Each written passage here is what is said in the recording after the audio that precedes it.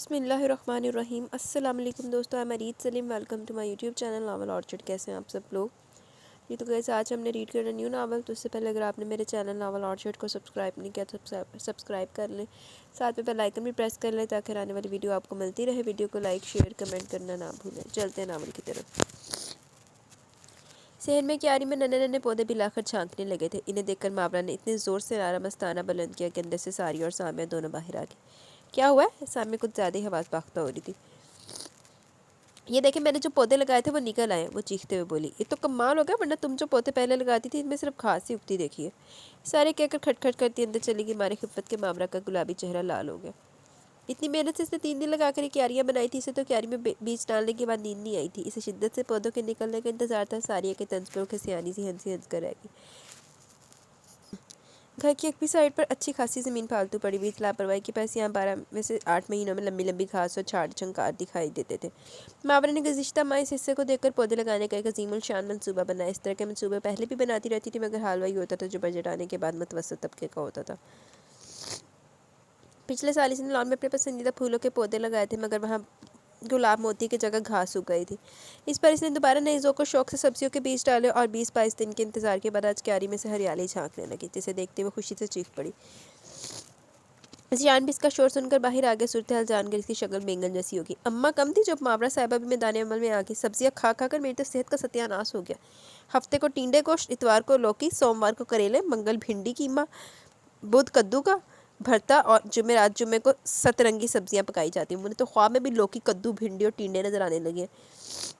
آج صبح میں نے وہی بےہودہ سا خواب دیکھا ہے جس میں اماں جان اروی کی کھیر اور کدو کا بھرتا بڑے پیار سے مجھے کھلا رہی تھی۔ وہ کراہنے کے انداز میں بولا تو سبزیوں کی حمایتی ماورا اس سے برداشت نہ ہو سکا۔ اوئے ہوئے، میرا پراسی جیڑا بولیا،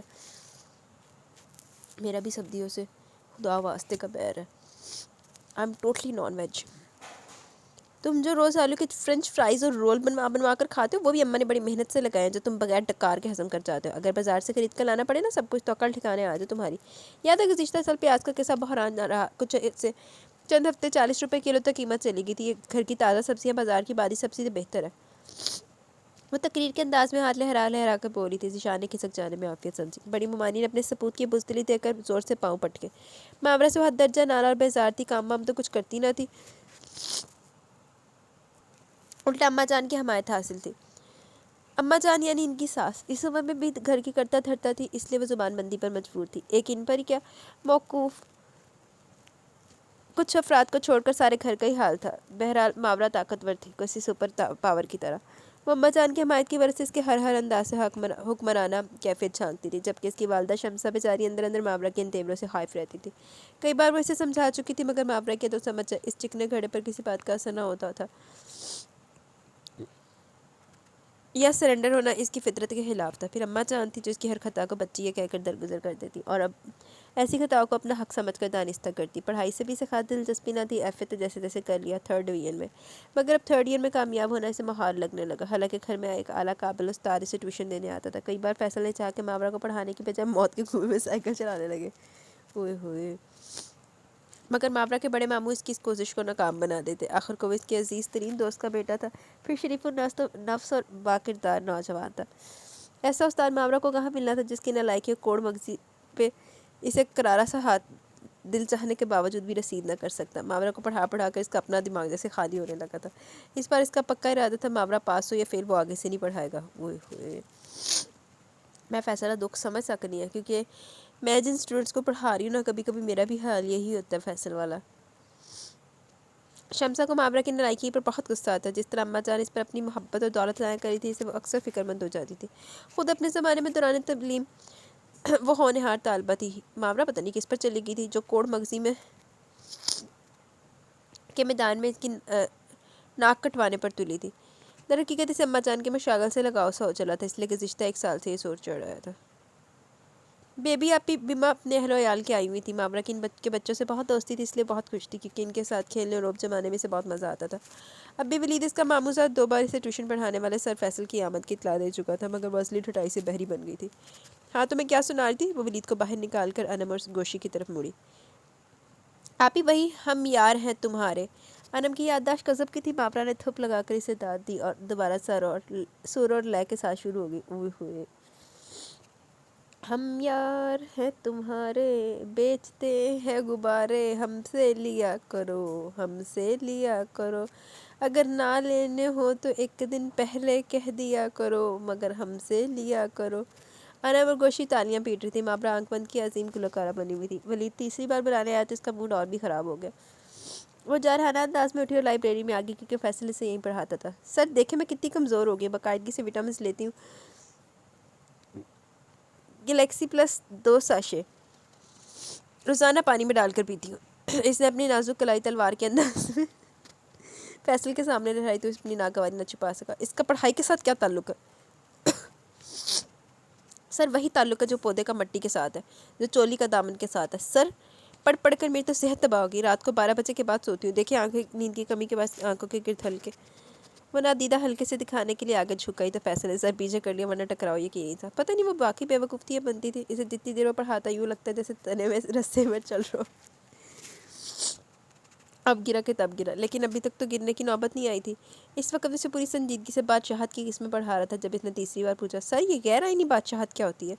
صاف لگ رہا تھا اس کا ذہن پڑھائی کی وجہ کسی کہیں اور ہے، سو فیصل نے اسے چھٹی دینے میں عافیت جانی۔ اتنی اگر میں کسی گدھے کے ساتھ محنت کرتا تو عالم بن جاتا۔ ماورا کو خوشی خوشی باہر نکلتے دیکھ وہ بڑھ پڑایا تھا، گالتے صحیح ہے فیصل، میں تیرا غم سمجھ سکنی ہے۔ موسم بہار کی آمد ہو چکی تھی، لان میں کھلے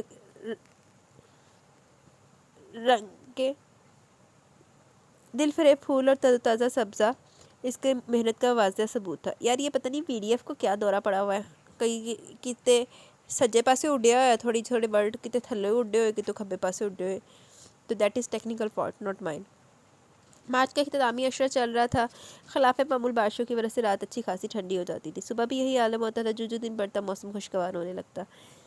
مابرا دعا کر رہی تھی کہ مزید بارشوں کا سلسلہ شروع نہ ہو، کیونکہ بڑے ماموں سوات جانے کا پروگرام بنائے بیٹھے تھے۔ آج کل انہیں آفس سے چھٹیاں تھیں، اب اگر ناگہانی طور پر بارشیں شروع ہو جاتی تو مابرا سمیت سب کا مزہ غارت ہو جاتا۔ پر کیا جائے کہ خبر نامے کے آخر میں موسمی رپورٹ میں بتایا گیا کل سے پھر بارش کی توقع ہے، اور بارش کے سلسلہ تقریباً 3-4 دن تک جاری رہے گا۔ مابرا کو تفریح کا پروگرام خراب ہونے کا بہت افسوس تھا، اوپر سے سالانہ ایگزام کی ڈیٹ شیٹ بھی آنے والی تھی، یعنی بوریت اور در بوریت کا سلسلہ تھا۔ وہ ہلکی سی شال کندھوں کے کٹ لپیٹے لان میں ٹہل رہی تھی، آسمان پر بادلوں کے جھنڈ جمع ہونے لگے تھے، ٹھنڈی ٹھنڈی ہوا بھی چل رہی تھی۔ ذیشان اندرونی دروازہ کھول کر باہر نکلا تو لان میں ٹہلتی ماورا کو دیکھ کر اس کی آنکھوں میں ایک دم چمک آئی۔ پتہ ان سفید رنگ کے کپڑوں میں یوں گھومتی ہوئی تم ایک دم ڈریکولی لگ رہی ہو۔ میں ایک دم اس کے پیچھے جا کر بولا تو ماورا ٹر گئی اور اسے تیکھی نگاہوں سے گھورنے لگی۔ تم نے پرسوں جو سی ڈی پلیئر پر ڈریکولا کی فلم دیکھی، اگر اس کا پتہ ماموں کو چل جائے تو کیسا ہے؟ خاص طور پر اس کے جو ہوشربا سین ہے۔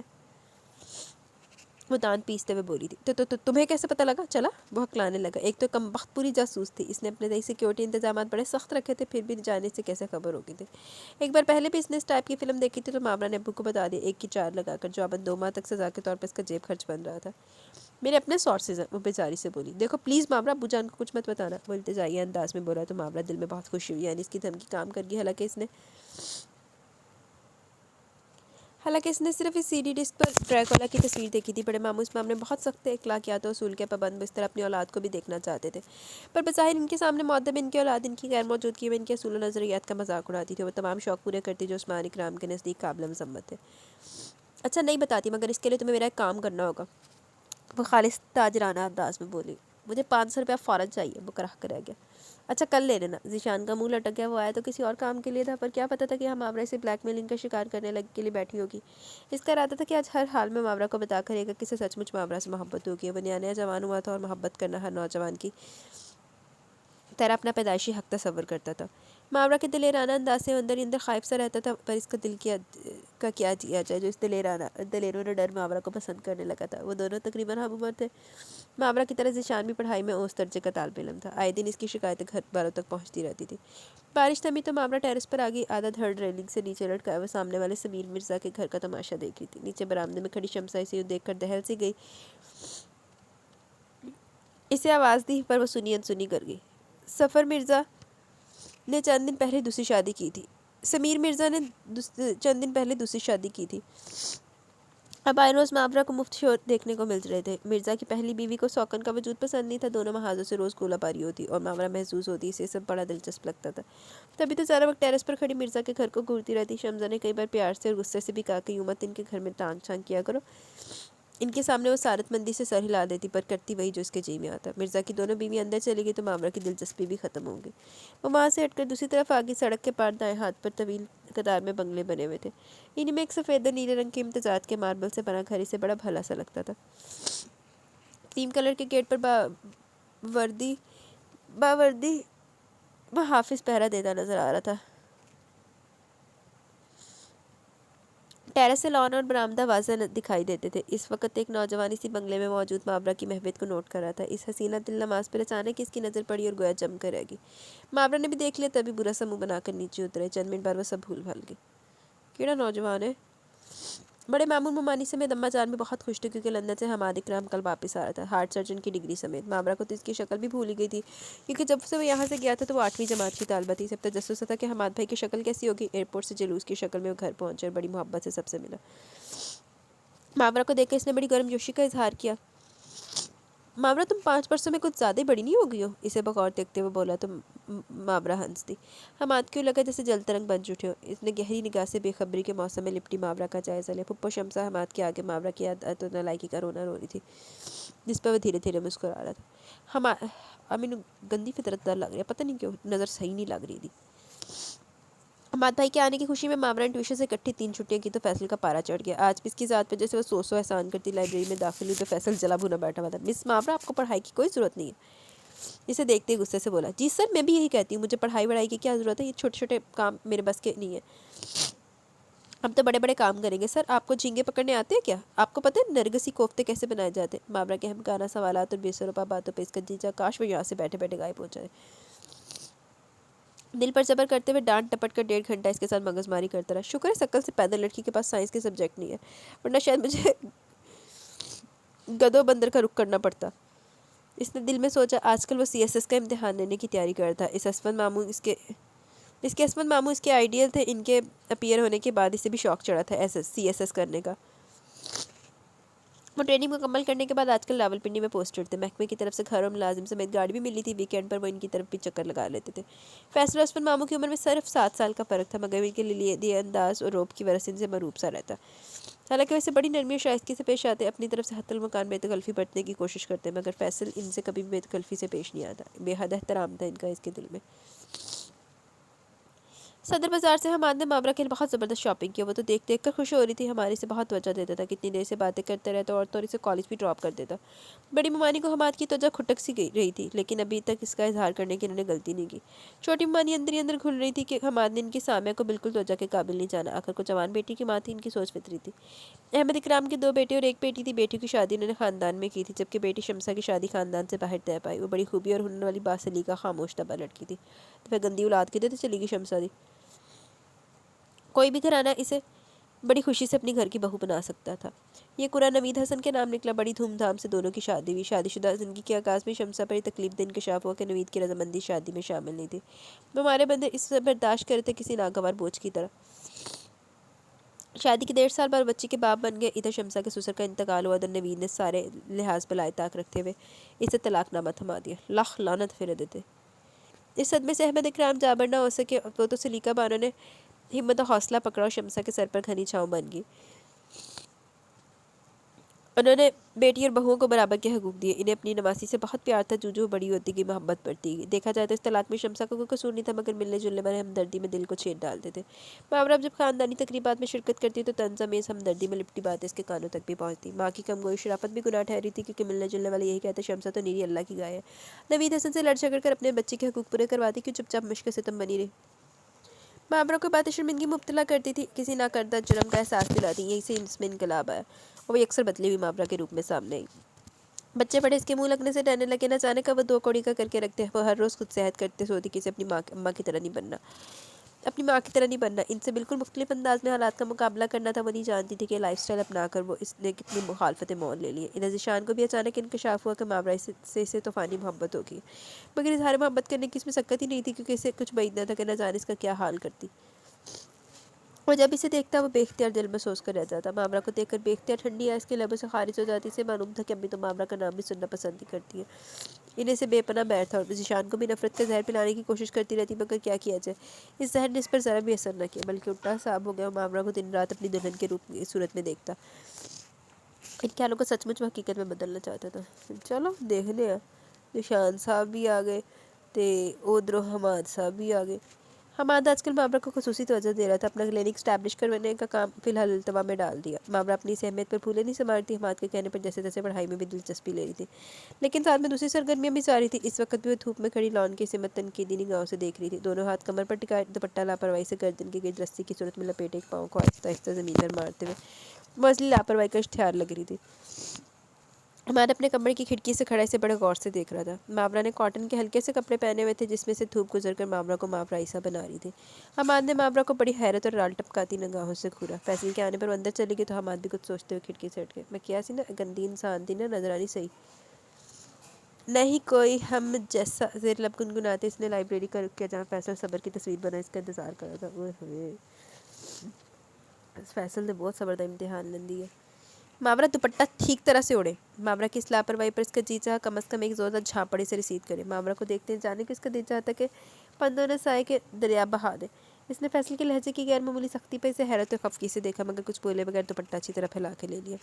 ماورا سے 2 گھنٹے سر کھپانے کے بعد فیصل کا دماغ اس میں معمول خالی خالی سا ہو رہا تھا۔ ان کے گھر سے نکلتے اپنے ماموں کے یہاں جانے کا پروگرام بنا لیا، جو اس نے بائک اسفند ماموں کے گھر کے گیٹ کے سامنے روکی۔ اینی سی وقت اس کی بائک کے پیچھے اسفند کی گاڑی رکی۔ بس اندر لے آئے۔ فریش ہونے کے بعد خود اس کے لیے چائے بنا کر دیگر لوازمات سمیت لیا۔ وہ تو شرمندہ ہوتا رہا۔ ماموں یہ سب کرنے کی کیا ضرورت ہے؟ آپ کوئی ملازم کیوں نہیں رکھ لیتے یا پھر نانوں کے لیے؟ یار ملازم تو مجھے ملازمت کے ساتھ ہی مل گیا تھا، میں نے خود ہی نہیں لیا۔ مجھ سے کسی کی ملازمت مداخلت برداشت نہیں ہوتی۔ میں جب گھر نہیں ہوتا تو صفائی والا آ کر جھاڑ پونچھ کر جاتا ہے، ناشتہ میں خود بناتا ہوں، لنچ آفس میں کرتا ہوں، رات کا کھانا کبھی گھر کبھی باہر۔ ایسے مجھے ملازمین کا کھٹاک پالنے کی کیا ضرورت ہے؟ میں نے امی اور زوبیہ سے بے حد کہا کہ میرے ساتھ رہے، مگر وہ آنے کو تیار ہی نہیں۔ وہ اپنے آبائی گھر میں خوش ہے، میری کبھی یہاں پوسٹنگ کبھی وہاں، تو میں اپنے حال میں مست میں یہاں خوش۔ وہ چائے کے ہلکے ہلکے سپ لے رہا تھا۔ فیصل مزید کچھ نہیں بولا۔ اسفند اور اس نے رات کا کھانا ہوٹل میں کھایا۔ فیصل نے اصرار کیا کہ ان کی طرف ضرور چکر لگا۔ اسفند مسکرا دیا۔ کل ویکینڈ ہے، میں چھٹی کے بعد آؤں گا اور رات رکوں گا۔ فیصل بہت خوش ہوا۔ اسی خوشی کی کیفیت میں وہ گھر واپس آیا۔ عرشی اور فری نے تو سن کر مینیو بھی سیٹ کر لیا کہ کل ماموں جان کے آنے کی خوشی میں کیا کیا پکے گا۔ خود صدیقہ کے چہرے پر بھائی والا مان خوشی بن کر چمکنے لگا۔ اسفند ہزارہ منٹوں کے بعد کم ہی آتا تھا۔ جانے اس کی کیا وجہ تھی؟ دوسرے دن اسفند کے آنے سے پہلے فیصل نے اپنے تمام کام نپٹا دی۔ ماورا کی طرف بھی نہیں گیا تھا۔ اتنے نہ ہی جاوے جو دماغ سلامت رکھنا۔ فیصل نے فون کر کے اپنے نہ آنے کی تصدیق کر دی تو ماورا کی خوشی سے باتیں کھل گئی۔ وہ حماد کے کمرے میں پہنچ گئے جو کیبل پر اپنے پسندیدہ پروگرام دیکھنے میں محو تھے۔ ماورا کی آمد پر سٹ پٹائے اور ٹی وی آف کر دیا۔ حماد بھائی آئس کریم کھانے چلتے ہیں، دیکھے تو موسم کتنا اچھا ہو رہا ہے۔ انہیں کوئی چان چڑھا کے رہنا اس کڑی نے۔ لڑکیوں کو اتنا نہیں لاپرواہ ہونا چاہیے۔ میں یہ کوئی بے وقوفی یا اس کی کوئی بڑے ہائی یا معصومیت نہیں کہوں گی، یہ اس کی، میں اب کیا ہی بولوں، احمقانہ چبل جی نہ ہو گئے تھے۔ الفاظ نہیں میرے مل رہے، الفاظ دسیں گی۔ ایڈی تو بیچاری چھنی کاکی ہے نا، تینوں پتہ ہی نہیں ہے کہ تو کدے سامنے کس طرح جانا تے کس طرح نہیں جانا تے کدے گل کے نہ بہنا۔ حماد بھائی آئس کریم، اس نے حماد کا ہاتھ پکڑ کے اسے اٹھانے کی صحیح کی۔ حماد نے اپنے ہاتھ کی طرف دیکھا جو ماورا کے سفید کبوتر جیسے مومی ہاتھ کی دل پذیر اور شریر سی گرفت میں تھا۔ پسینے کی ننھی ننھی بوندیں اس کی پیشانی پر ابھر آئی، کسی ظاہر ہونے والے گناہ کی طرح۔ اس کی نظروں کا زاویہ بدلنے لگا، پر حدت حرارت سے اس کا چہرہ سرخ ہو گیا اور دل کی دھڑکن معمول سے ہٹ گئی۔ ماورا اس کی اس کیفیت سے بے خبر بڑی ملتجی انداز میں اس کے ہاتھ ابھی تک پکڑے کھڑی تھی۔ حماد نے حریص نگاہوں سے اس کی بہار رفیع لچکدار ڈالی کی مانند پھولوں بھرے دلکش سراپے کو دیکھا اور بمشکل حواس پال کے ہاں تم جاؤ، میں 10 منٹ میں تیار ہو کر ابھی آ رہا ہوں۔ کتنے جتن کر کے حماد نے خود کو بے قابو ہونے سے روکا۔ ماورا تقریباً اچھلتی ہوئی کمرے سے نکلی۔ اس دوران ایک سیکنڈ کے لیے بھی حماد کی نگاہ ماورا پر سے نہیں ہٹی۔ جلدی کی ضرورت نہیں، اس نے آئینے میں خود کو دیکھتے ہوئے عجیب سے لہجے میں کہا۔ حماد ایک ملک میں تعلیم حاصل کرنے کیا تھا، پر واپسی میں ڈگریوں کے ساتھ وہ بے پناہ ذہنی غلاظت بھی ساتھ لایا تھا۔ میں نے پہلی نظر سے دیکھ کے پتہ لگ گیا سی۔ یہاں پاکستان میں سے کھلنے کا موقع کم ہی ملا تھا، مگر وہاں تعلیم کے بہانے اس نے جی بھر کر خود کو سراب کیا۔ اب ماورا کو دیکھ کر پھر وہی پرانی طلب اس کے اندر جاگ اٹھی تھی۔ اس کا جی مچل اٹھا اس پھول کو مہک چومنے کے لیے جو ہر انداز میں جدا گانا تھا۔ ماورا کی معصوم سی جرأت، طفلانہ بے باکی اور لاپرواہ شوخی نے تو اسے اندر سے بھسم کرنا شروع کر دیا تھا۔ لخت لعنت فرورتے کڑیاں نے انہیں بے پروائیاں سوٹ نہیں کر دیا۔ ماورا باسکٹ اٹھائے لائبریری میں بھاگتی ہوئی آئی، بے قابو سانس، سرخ چہرہ اور جوش سے چمکتی آنکھیں۔ فیصل بیچارہ گھبرا کر کھڑا ہو گیا کہ جانے کون سی آفت آگئی جو ماورا اس کی شاگرد خاص سر پر بھاگتی ہوئی آئی ہے۔ سر دیکھیں یہ اس نے باسکٹ فیصل کے عین سامنے ٹیبل پر رکھی۔ فیصل نے اس میں جھانکا جہاں 2 کریلے، 4 بینگن اور 2-3 ٹماٹر، کچھ ٹینڈے پڑے ہوئے تھے۔ کیا ہے یہ سب؟ وہ متعجب ہوا۔ سر آپ کو نظر نہیں آ رہا یہ سبزیاں؟ یہ ٹماٹر، یہ کریلے، بینگن اور ٹینڈے ہیں۔ میں نے اپنے ہاتھوں سے سبزیاں لگائی ہیں اور اس بار تو کمال ہو گیا سر، وہی کچھ نکلا جو میں نے بویا تھا۔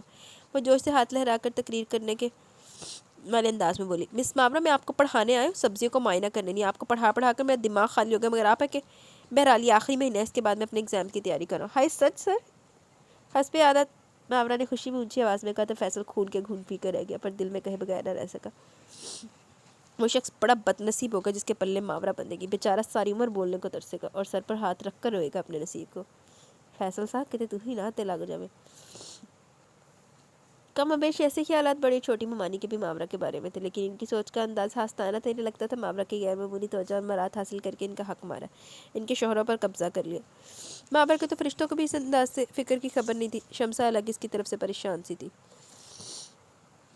ماورا کے کالج سے شکایت آئی تھی، پرنسپل کی طرف سے سرپرست کو بلایا کہ شمسا اور بڑے ماموں دونوں ان کے کالج کے بے پناہ ٹریفک کے ہجوم میں عثمان ماموں کو بمشکل گاڑی ڈرائیو کر پا رہے تھے۔ شمسا کا ارادہ ماورا کی اچھی طرح خبر لینے کا تھا، کیونکہ ماورا کی پرنسپل نے شکایت کی ایک لمبی فہرست منگوائی تھی۔ عثمان کی گاڑی کے عین پیچھے گہرے رنگ کی پک اپ تھی، جسے ایک نوجوان لڑکا ڈرائیو کر رہا تھا۔ وہ بے صبری سے بار بار ہارن بجا رہا تھا، جبکہ وہ درمیانہ رفتار سے ڈرائیو کرتے تھے۔ جبکہ پک اپ کا ڈرائیور جوش سے بھرا معلوم ہو رہا تھا۔ ٹریفک کا دباؤ کم ہوا تو انہوں نے سکون کا سانس لیا۔ پک اپ اب بھی ان کے پیچھے تھی۔ ڈرائیور شاید ریس لگانے کے موڈ میں تھا، مگر عثمان صاحب نے گاڑی انتہائی کونے میں کر لی۔ پک اپ کے ڈرائیور کا جوش چڑھ گیا، وہ جد میں آ کر گاڑی ان کے برابر لے آیا۔ اتنے قریب کہ پک اپ کا اگلا حصہ ان کی گاڑی سے ٹکرانے لگا۔ عثمان نے قہر لود نگاہوں سے اس بے وقوفی ڈرائیور کو کوسا۔ جواباً اس نے گاڑی پھر ان کی گاڑی سے ٹکرائی۔ بس ذرا سا دھکا لگنے کی دیر تھی، پھر جو کچھ ہوا وہ انتہائی خوفناک تھا۔ عثمان کی گاڑی اچھلی اور سڑک سے ڈھلان میں اتر گئی۔ اس کی ٹینکی میں آگ بھڑک اٹھی۔ جب عثمان اور شمسا کی سوختہ لاشیں گھر پہنچی تو سلیقہ بانو گوش کھا گئیں۔ بڑی ممانی سعیدہ نے 2 ہتھڑ اپنے سینے پر مارے۔ ساری اور ذیشان گھر پر نہیں تھے۔ پل بھر میں سب رشتہ داروں کے سلمناک حادثے کی اطلاع مل گئی۔ ساری اور بڑی ممانی کی نگاہوں میں ماورا کے لیے نفرت اور سرد موری تھی۔ سعدیہ تو ایسے عثمان کی میت کے نزدیک تک نہیں آنے دے رہی تھی۔ وہ اسے اس حادثے کا ذمہ وار تصور کر رہی تھی، جبکہ سلیقہ سختے کے زیر اثر تھی۔ انہیں اپنی خبر نہ تھی ماورا کس کے سینے سے لگ کر روتی سے تو دوہرا صدمہ پہنچا تھا۔ اس میں تو قوت برداشت اور صبر بھی نہ تھا۔ رفتہ رفتہ اس پر انکشاف ہوا کہ ماموں کی موت تو ایک بہانہ تھی۔ سعیدہ کے دل میں برسوں کی دلی نفرت کو باہر نکلنے کا موقع مل گیا تھا۔ چھوٹے ماموں ٹھہرے صدا کے خاموش اور کم گو۔ ماورا ان سے شکایت کر کے گھر کے ماحول میں بگاڑ کا سبب نہیں بننا چاہتی تھی۔ ویسے بھی محسوس کر رہی تھی کہ بڑی ممانی اب بے حد جرأت مند ہو گئی ہیں۔ سلیقہ بانو 1.5 ماہ ہسپتال میں گزار کر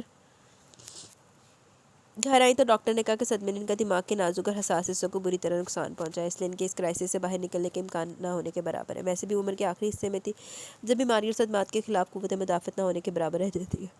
سارا دن وہ کمرے میں بند لیٹی دیواروں، چھتوں اور کھڑکیوں کو بے مقصد گھورتی رہتی۔ ملازمہ خانہ تینوں وقت وہیں دے آتی، جو اکثر اوقات جوں کا دوں پڑا رہتا۔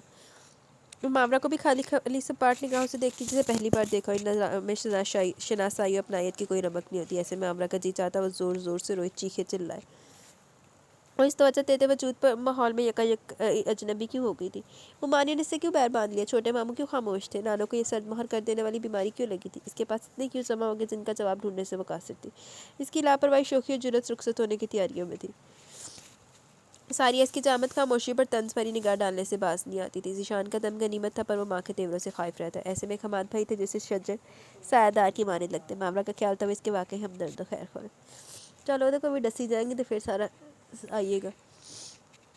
فیصل بہت دنوں کے بعد امی کے ساتھ ماورا کے گھر آیا، کیونکہ وہ کئی بار اسے کہہ چکی تھی مجھے ماورا کے پاس لے چلو تعزیت کرنے کے لیے۔ ویسے بھی انہیں ماورا سے بہت انسیت تھی کہ ہنستی کھلکھلاتی یہ گڑیا انہیں زندگی کا دوسرا روپ لگتی۔ اس نقطے پر فیصل کو ان سے سراسر اختلاف تھا، کیونکہ ماورا کو تباہی کا دوسرا روپ کہتا تھا۔ آج بھی ان کی ہزارہ منتوں کے بعد وہ اس کے ساتھ آیا۔ 1.5 ماہ کے عرصے کے بعد فیصل کو سارا ماحول نہ جانے کیوں بدلا بدلا لگا، اجنبی سا، جیسے کسی چیز کی کمی ہو یا کچھ کھو گیا ہو۔ ماورا کی ممانی چپ چاپ بیٹھی رہی، بیزاری ان کے چہرے پر واضح انداز میں تحریر تھی۔ شیریں بیگم کا رویہ بڑا تکلیف دہ لگا، کیونکہ دونوں گھروں کے آپس میں اچھے تعلقات تھے۔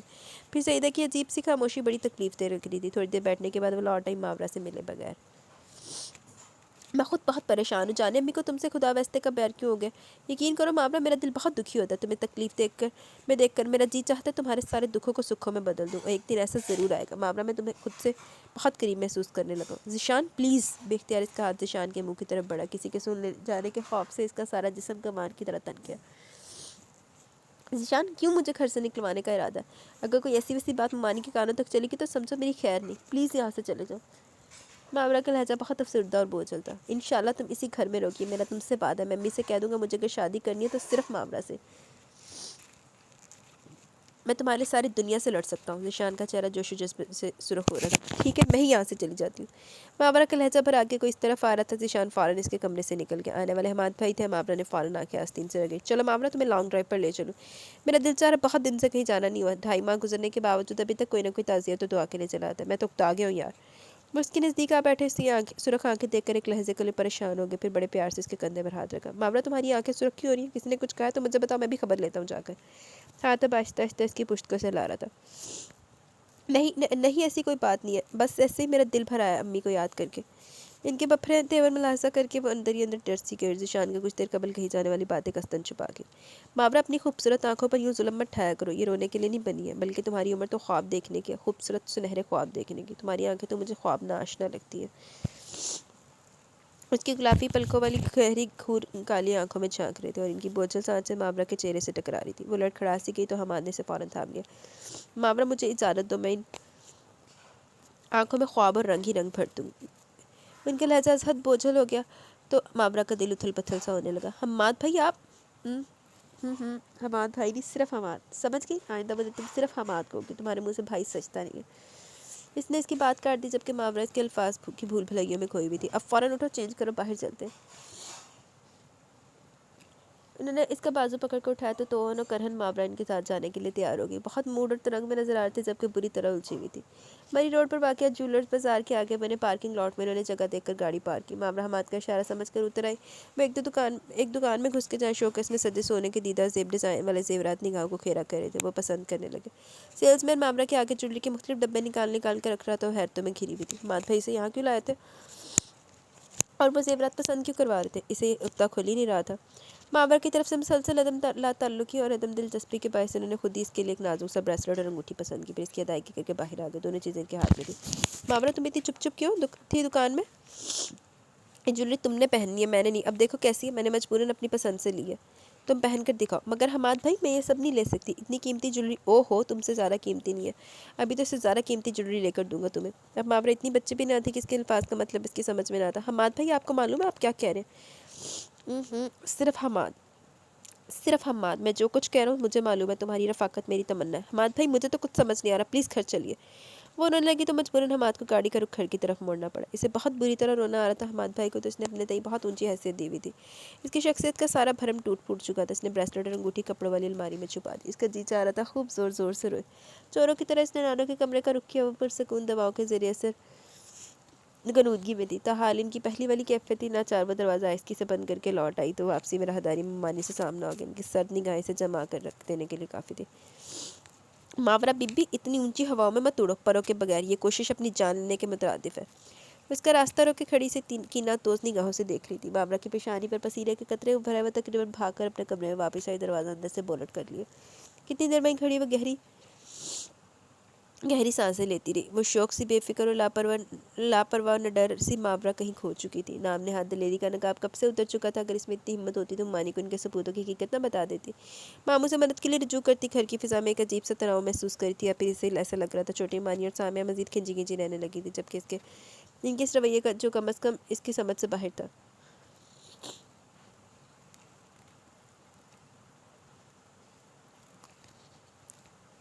اے معمرہ، کہاں چھپی رہتی ہو آج کل؟ بیبی آپی اس کے کمرے میں آن دم کی. معمرہ چھٹ بستر سے اتر آئی. بیبی آپی سے حال احوال دریافت کرنے لگی. بیبی آپی بڑے ماموں کی بیٹی تھی. باقی گھر والوں کی نسبت وہ اچھی تھی. ان کے ساتھ وہ بھی باہر آ گئی. سٹنگ روم میں حماد و ذیشان بھی موجود تھے. ذیشان اسے دیکھتے کھل اٹھا اور بیٹھے بیٹھے نعرہ لگا. معمرہ، یہاں آ جاؤ، بڑے مزے کی نمکین غزل پڑھ رہا ہوں. معمرہ نے چور نگاہوں سے کمرے بیٹھے سب افراد کا جائزہ لے. کوئی بھی اس کی طرف متوجہ نہیں تھا سوائے حماد کے. وہ سر جھٹک کے ذیشان کے پاس چلی گئی جو ایک میگزین میں سر گھسائے ہوئے تھا اور چہرہ ہمارے ہنسی کے سرخ ہوا جا رہا تھا. سنو تو یہ قطع، اگر تم کو فرصت میسر ہو یارو، انہیں آ کے دیکھو نہانے سے پہلے. نشان سبز تارے کا دیکھا تو بولے ضروری ہے ملنے ملانے سے پہلے. معمرہ کے چہرے پر ہنسی کی ہلکی سی رمق بھی باہر دکھا کر پل بھر میں مکفوت ہو گئی. اوفو معمرہ، تمہیں کیا ہوتا جا رہا ہے؟ اتنی ڈل ہوگی. بالکل بور. منہ پھلا کر بولا. اس وقت بڑی ممانی کمرے میں داخل ہوئی. معمرہ کو دیکھ رہی تھی بڑی خاص الخاص نگاہوں سے. وہ اندر ہی اندر دبک گئی کیونکہ ماری کی نگاہوں میں بڑی تیز دھار تلوار کی سی کاٹ اور چمک تھی. اس کی ساری ہنسی از خود ختم ہوگی، سارے کہہ کے اندر ہی اندر دم توڑ کے وہ اس رنگ جماتی محفل کو ادھورا چھوڑ کر آگی تو ہمارے جاتے وقت بھمیج کا کے اسے دیکھا سمجھ نہ آنے والے انداز میں اس کے پیچھے پیچھے ذیشان بھی چلا ہے تو وہ ہانسی ہونے لگی، پلیز یہاں سے چلو جاؤ، مانی کو پتہ چل گیا تو اچھا نہیں ہوگا۔ ارے چھوڑو، اپن کسی سے نہیں ڈرتا، ہم ہیرو کی طرح ہر رکاوٹ کو پھلانگے گا، وہ سینہ پھلا کر فلمی انداز میں بولا کہ ماورا کی ہنسی چھوٹ گئی۔ اب امی سے ڈرنا چھوڑو کیونکہ وہ تمہاری ہونے والی ساس ہے، میں تمہارے سارے غم خوشی میں بدل دوں گا، تمہارے لیے آسمان سے تاڑے توڑ کر لاؤں گا، وہ ہنوز اسی لہجے انداز میں بولا، اس سے پہلے وہ کچھ اور کہتا ہے اس کی زبان کو بریک لگی۔ ذیشان چلو جاؤ یہاں سے، دونوں پر آئی۔ حماد اتنی زور سے دھڑا کہ ایک ثانیے کے لیے وہ خود بھی ڈر سی گئی، مارے غض و غضب کے اس کا چہرہ سرخ ہوا چاہ رہا تھا، بیچاری ذیشان کی تروئی پرواز پر تولنے لگی۔ اس کی ان کی خفگی سمجھ نہ آئی، اس نے چپ چاپ وہاں سے کھسک جانے میں عافیت تصور کی۔ رات کے 10 بجے تھے جب حماد اس کے کمرے میں چلا۔ کیا ہو رہا ہے؟ وہ نرم لہجے میں بغور اسے دیکھتے بولے تو اس کی یوں اچانک چلے آنے پر ہراساں سی ہوگی۔ وال کلاک کو دیکھا، رات کے 10 بجا رہا تھا، ویسے بھی سردیوں کا موسم تھا، تمام گھر والے اس وقت اپنے کمروں میں چلے جاتے تھے۔ ماورا کے کمرے کا اندرونی لاک خراب تھا جس کی وجہ سے داخلی دروازہ لاک نہیں ہو سکتا تھا، اس نے ماموں سے کتنی بار کہا اسے لاک ٹھیک کروا دیں پر ازلی لاپرواہی سستی کی وجہ سے کام ٹلتا رہا، اس لیے تو اتنی آسانی سے ہمارے اس کے کمرے تک یوں رات کے دبے پاؤں چلایا تھا۔ وہ بڑی بے تکلفی سے اس کے بستر پہ بیٹھ گئی۔ ذیشان والا سلسلہ کب سے چل رہا ہے؟ وہ عجیب سے انداز میں چھوٹتے ہوئے گئے تو ماورا کو تاؤ آ گیا۔ حماد بھائی، آپ یہ پوچھنے والے کون ہوتے ہیں؟ حماد نے اس کے سرخ سرخ چہرے کو غور سے دیکھا اور پینترا بدلا۔ اوفو بھائی، میرا وہ مطلب نہیں تھا۔ آخرکار اسے موم کرنے میں کامیاب ہو گئے، وہ اس کے قریب آ کر ایک بازو بڑھا کر اسے خود سے قریب کرنے کی کوشش کی۔ تم اتنی خوبصورت کیوں؟ اس کا لہجہ جذبات میں ڈوبنے لگا۔ حماد کی شیطانیت اس کی نگاہوں سے عیاں ہو چکی تھی، وہ اس کا مدعا جان کر اندر سے کام گئی۔ یکدم حماد نے اس کے دونوں ہاتھ پکڑ لیے، اب اس کے اندر کا شیطان پوری طرح باہر آ چکا تھا۔ ماورا کی جان پتے کی طرح کانپ رہی تھی، حماد نے پوری طرح سے اسے بے بس کر ڈالا، اسے رونا آنے لگا۔ کیا اب اس کم مائگی کے عالم میں شیطان کو عزت کا نذرانہ پیش کر دے گی؟ ہرگز نہیں۔ اس نے دل کی گہرائیوں سے رب کو پکارا۔ اس کے دونوں ہاتھ حماد کے شکنجے میں تھے، اس نے دانت حماد کے بازو پہ گاڑ دیے تو اس نے بلبلا کر ماورا کو چھوڑ دیا۔ ارے بابا، میں تو مذاق کر رہا تھا، دیکھ رہا تھا میری ماورا کتنی بہادر ہے۔ حماد نے رنگ بدل لیا۔ فوراً میرے کمرے سے چلے جا ورنہ میں شور مچا دوں گی۔ اس نے کمزور لہجے میں بہادری و مضبوطی بھرنے کی ناکام کوشش کی۔ حماد وہیں سے پلٹ گیا، وہ اور پہلے دیکھ بھال کر کام کرنے کا عادت تھا، مگر یہاں منصوبہ بندی میں شاید تھوڑی کمی رہ گئی، اسی وجہ سے وہ ناکام ہوا تھا۔ اب ماورا ہوشیار ہو چکی تھی، لاکھ وہ کمزور اور بے آسرا سی، مگر عزت کے تحفظ کی قدرتی جبلت اس میں باقی تھی۔ حماد کلی کلی منڈ آنے والا بھنورا تھا، ماورا کے انچھوئے بے پائے حسن پر اس کی رال ٹپک گئی تھی۔ اس نے سوچا تھا ماورا کو اپنے بس میں لا کر اپنا مقصد حاصل کر لے گا، آج کل اس کی والدہ بڑی اونچی جگہ سے اس کی بہو لانے کے پروگرام بنا رہی تھی جس میں اس کی رضامندی بھی شامل تھی۔ وہ چاہتا تھا ماورا کو خبر ہونے سے پہلے وہ اپنا کام گزرے، وہ بے وقوف اور کم عمر سی لڑکی ضرور اس کے دام میں پھنس جائے گی، بعد میں جو ہوگا دیکھا جائے گا۔ کون اسے پوچھنے والا تھا؟ وہ اسے ذرا ڈرا دھمکا کر چپ کروا دے گا۔ اس کی سب سے بڑی حمایتی تو اپنے وجود تک سے ناشنا ہو چکی تھی، داری جان کی وہی کیفیت تھی، ان کا ہونا نہ ہونا برابر تھا۔ پے در پے غموں نے ان کو دنیا جہاں سے لاپرواہ کر دیا، یہاں تک کہ اپنی قریبی ماورا تک سے بے خبر ہو چکی تھی، ماورا جو انہیں سب سے پیاری تھی۔ حماد چلا گیا تو وہ دروازے کے ساتھ ٹیک لگا کے کھڑی ہوگی، اس کے اعصاب ابھی تک قابو میں نہیں تھے۔ وہ حماد کی نیت سے آج اچھی طرح واقف ہوگی، اس کی قسمت اچھی تھی جو حماد اس پر حاوی نہ ہو پایا، ورنہ بدنامی کے اندھیرے اس کے مقدر میں رقم ہونے تھے۔ گھر کی ساری فضائیں اس کی مخالف تھی، کوئی ایک بھی اس کا ہمنوا نہیں تھا۔ اس نے پکا ارادہ کر لیا کہ اب نانو کے کمرے میں سوئے گی، کیا ہوا جو ہوش سے بیگانہ ہے، کم از کم ان کا دم تو غنیمت تھا۔ اس نے کمرے کا دروازہ دھیرے سے کھولا، سارا گھر اندھیرے میں ڈوبا ہوا تھا، ہر سو سناٹے کا راج تھا، صرف پورچ کی لائٹ جل رہی تھی۔ وہ دبے دبے قدموں نانو کے کمرے کی طرف آئی، ہر چیز بے ترتیب ہو رہی تھی۔ جب سے ان کی حالت ہوئی تھی ماورا تھوڑی دیر کے لیے ان کے کمرے میں آتی پھر چلی جاتی، آج اس نے تفصیل سے کمرے کا جائزہ لیا تو اس کا جی چاہا زور زور سے روئے۔ وہ اسے کتنا چاہتی تھی، اسے خوش رکھنے کی خاطر کتنے لوگوں کو ناراض کرتی تھی، وہ ان کے بے بس و بیمار وجود سے غافل ہو گئی۔ ان کے بستر کی چادر بہت میلی ہو رہی تھی، کمرہ گرد آلود اور بکھرا بکھرا سا تھا۔ ماورا مارے محبت و ندامت کے نانو کے محبت بھرے سینے کے اوپر اوندھی ہوگی۔ نانو اب کب ہوش میں آئے گی؟ دیکھے تو آپ جس ماورا کے لاڈ اٹھاتی تھی وہ عدم توجہ کے باعث کیا سے کیا ہو گیا، اب جلدی سے ٹھیک ہو جانا ورنہ مجھے کچھ ہو جائے گا۔ امی بھی مجھے چھوڑ گئی، حماد بھائی اچھے نہیں ہیں، ان کے کمزور ناتواں وجود کے اوپر جھکے رو رہی تھی۔ جب اچانک اسے عجیب سا احساس ہوا، نانو کا جسم ٹھنڈا یخ ہو رہا تھا اور دل کی دھڑکن خاموش تھی۔ اس نے لرزتے دل کو سنبھالا اور اس کی سانس کی آمد و رفت کو معلوم کرنے کے لیے اپنا ہاتھ ان کی ناک کے آگے رکھا۔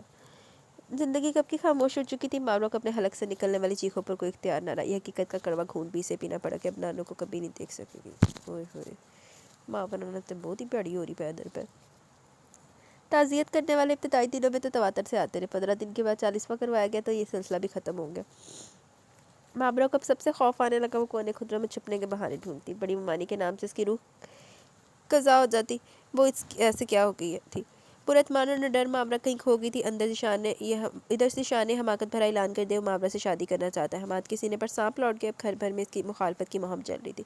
ممانی نے ذیشان کی اچھی خاصی طرح کھنچائی کہ حماد اپنی چالیں چل رہا تھا کسی طرح گھورے مقصود اس کے ہاتھ آ جائے. در پردہ دونوں بھائیوں میں ٹھن چکی تھی. ابھی تھوڑی دیر پہلے گھمسان کا رنگ پڑا تھا. ذیشان اور حماد ایک دوسرے کے مد مقابل آ گئے. خبردار اگر معاورہ کا نام تیری زبان سے نکلا. حماد دھاڑے اندر سے ڈرنے کے باوجود ذیشان ڈٹا رہا. آپ سب بھی سن لیں اگر میری شادی ہوئی تو صرف معاورہ سے ہوگی. وہ مضبوط لہجے میں بولتا سب سے سامنے سے ہٹ گیا. معاورہ کچن میں کھڑی حرف پر حرف سن چکی تھی. اسے اپنی شامت اعمال بہت قریب نظر آ رہی تھی. سعیدہ دونوں بھائیوں میں بیچ بچاؤ کرانے کے بعد معاورہ کو ڈھونڈنے لگی.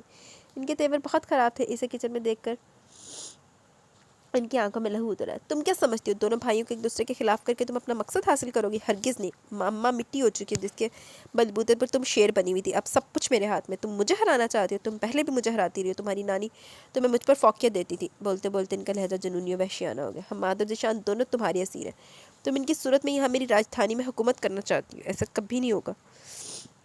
میں تمہیں زندہ نہیں چھوڑوں گی. تمہارے ٹکڑے ٹکڑے کر دوں گی. وہ جنونی انداز میں سامنے شیلف پر پڑی چھری کی طرف لپکی اور اٹھا کر معاورہ کی طرف مڑی جو ہمارے خوف کا تھر تھر کانپ رہی تھی. وہ بھاگ کر ان کے سامنے سے ہٹی. وہ وحشیانہ انداز میں چھری لہراتی اس پر جھپٹ پڑی.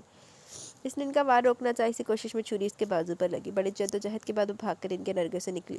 ان پر تو خون سوار تھا. سب تماشا دیکھ رہے تھے. ساری اور سامنے چھوٹی ممانی حماد ذیشان. کوئی بھی تو اسے بچانے نہیں آیا. سب جانے کہاں غائب ہو گئے تھے.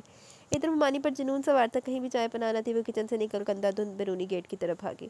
عین اسی وقت باہر فیصل کی بائک رکی. افتاء و خیراں معاورہ اس کے سامنے تھی. سر پلیز مجھے بچا لیں. عجیب سے حلیے میں وہ ہرگز پہلے والی معاورہ نہیں لگ رہی تھی. سر پلیز مجھے بچا لیں. یہ سب مجھے مار دیں گے. سر آپ کو اللہ کا واسطہ مجھے یہاں سے لے جائے. فیصل نے بائک موڑی. معاورہ اس کے پیچھے بیٹھ گئی. وہ دھیڑ بند میں تھا کہ معاورہ کو کہاں لے کر جائے. اس دوران میں وہ غور دیکھ چکا تھا کہ معاورہ کے کپڑوں پر جا بجا خون لگا ہوا. سر یہاں سے چلے. ممانی مجھے مار ڈالیں گی. پلیز مجھے بچا لیں. میری عزت اور جان دونوں خطرے میں ہے. سر پلیز آپ مجھ سے شادی کر لیں ورنہ حماد بھائی. اس کے لہجے میں آنسوں کی نمی گھلی ہوئی تھی. فیصل بائک دوڑاتا گھر آ گیا. سب سے پہلے اس کا سامنا امی سے ہوا پھر عرشی اور فری سے. اس حال میں معاورہ کو دیکھ کر ان کا حیران ہونا بے سبب نہیں تھا. کیا ہوا بیٹا؟ شیری نے لپک کر لڑکھڑاتی معاورہ کو سنبھالا. اس کے خون آلود کپڑوں کو دیکھ کر انہیں کچھ ہونے لگا. روشنی میں سب کچھ واضح تھا. انہوں نے سوالیہ انداز میں فیصل کو دیکھا. اس نے گندے اچکا دیے تو وہ اپنے کام سے ادھر گیا تھا. کیا پتا تھا معاورہ کو اس حال میں لانا پڑے گا. امی یہ زخمی ہے. اس وقت عرشی سے کہ اس کے زخم صاف کر کے دوا لگا دے. پھر معاورہ سے پوچھتے. اس کی تجویز معقول تھی. فری گرم کپڑے اور ڈیٹول لے کر آ گئی. عرشی نے اس کے کپڑے بدلوائے تھے. معاورہ کا خوف کم نہ ہوا. وہ بار بار خوفزدہ انداز میں گیٹ کی طرف دیکھتی. ممانی مجھے مار دیں گی. وہ ازحد ڈری ہوئی تھی. شیری بیگم اس کے پاس بیٹھ گئی. وہ قطرہ قطرہ اپنا دکھ ان کے کانوں میں ڈینے لگی. جب وہ خاموش ہوئی تو اس کے ساتھ شیری بیگم کی آنکھیں بھی گیلی تھی. توبہ کتنی شکیل قلب عورت ہے. ایک بچی کو اپنا حریف تصور کرنے لگی. تف ہے اس کی عقل پر. وہ یہ کہہ سکی. اب تم سو جاؤ اطمینان سے. یہاں کوئی نہیں آئے گا. نہیں خالہ جان مجھے ڈر لگ رہا ہے. وہ ان کا دامن پکڑ کر بچوں کی طرح رو پڑی تو ان کی آنکھیں بھی نم ہو گئی. اس انہوں نے زبردستی دودھ کے ساتھ نیند کی گولی دی تاکہ اس کے منتشر ذہن کو آرام مل سکے. کچھ دیر بعد وہ کمرے سے رفیع الدین اپنے شوہر اور بیٹے فیصل کے ساتھ گفتگو شنید میں مگن تھی. ان کی بات پر سر ہلاتے ہوئے رفیع الدین نے اسپند کے گھر کا نمبر ڈائل کیا. حقیقتاً معاورہ کے ساتھ ہونے والی زیادتی نے ان کو بڑا ہرٹ کیا تھا. معاورہ کے بڑے ماموں کے ساتھ ان کے دیرینہ تعلقات تھے. ان کی موت کے بعد سعیدہ کے ساتھ مہری کی وجہ ان کے تعلقات میں اگرچہ پہلے والی گرمجوشی نہیں پر دلوں سے خلوص رخصت نہیں ہوا تھا. یہ خلوص بھی اب یک طرفہ رہ گیا تھا. آج معاورہ کو یہاں دیکھ کر پرانی یاد تازہ ہوگی. شمسہ ان کی منہ مولی بہن تھی اور اسی منہ مولی بہن کی بیٹی آج کتنے ابتر حال میں یہاں آئی تھی. اگر اس کی ماں زندہ ہوتی تو اپنے گرگوشے کو دیکھ کر تڑپ نہ اٹھتی. دل سے اٹھتی تعصب کی لہر کو مشکل دباتے رفیع الدین نے اسپند سے بات کی. بعد میں شیری بیگم نے ان سے فون لے لیا. تقریباً آدھ گھنٹے سے بھی زائد بات ہوتی رہی. شیری اور رفیع الدین نے اسپند کو منا ہی لیا. فیصل اس سارے عمل سے لاعلم تھا. صبح 4 بجے کے قریب جب شیری بیگم نے اسے اٹھایا تو یوں بے وقت اٹھائے جانے پر وہ جھنجھلا گیا. اٹھو نکاح کے سارے انتظامات کرنے ہیں. وقت بہت کم ہے. فیصل کیا صاحب پر یہ جملہ بم بن کر گرا. او نہیں ایسا نہیں ہو سکتا. حسن کے ایمبونیشن ڈبو کو میں نہیں سنبھال سکتا. امی آپ کو تو پتہ ہے علینا میری پہلی اور آخری پسند ہے. خاموش کمگو اور یہ پٹاخہ حسینہ نہیں. فیصل ہونے کے قریب ہو گئے. شیری نے اسے جھڑکا. اٹھو فیصل. ابھی گاؤں سے امی جان اور تمہاری زبیہ خالہ بھی آ رہی ہے. معاورہ کا نکاح اسفند کے ساتھ ہوگا ابھی اور اسی وقت. انہوں نے اسے مزدہ جان پر سنایا. اس کی آنکھیں حیرت کی زیادتی سے پھٹنے کے قریب ہو گئی. یہ سب کیسے ہوا؟ میرا مطلب ہے اسفند ماموں کیسے مان گئے؟ بس مان گئے. الگ داستان ہے. تمہارے ابو نے منایا. انہوں نے اسفند سے کہا کہ معاورہ ان کے عزیز دوست کی بھانجی ہے جس کے ساتھ ان کا پائیدار تعلق ہے. انہوں نے اپنے اور اسفند کے رشتے کا حوالہ دیا. پھر تمہاری نانی اور خالہ سے بھی بات ہوئی. سب راضی ہیں. شیری بیگم کا چہرہ مطمئن تھا. پر امی معاورہ کے گھر والے وہ خدشات کا شکار تھا. ان بے غیرت بے حس لوگوں کا نام نہ لو. میں سعیدہ کی عقل پر حیران ہوں.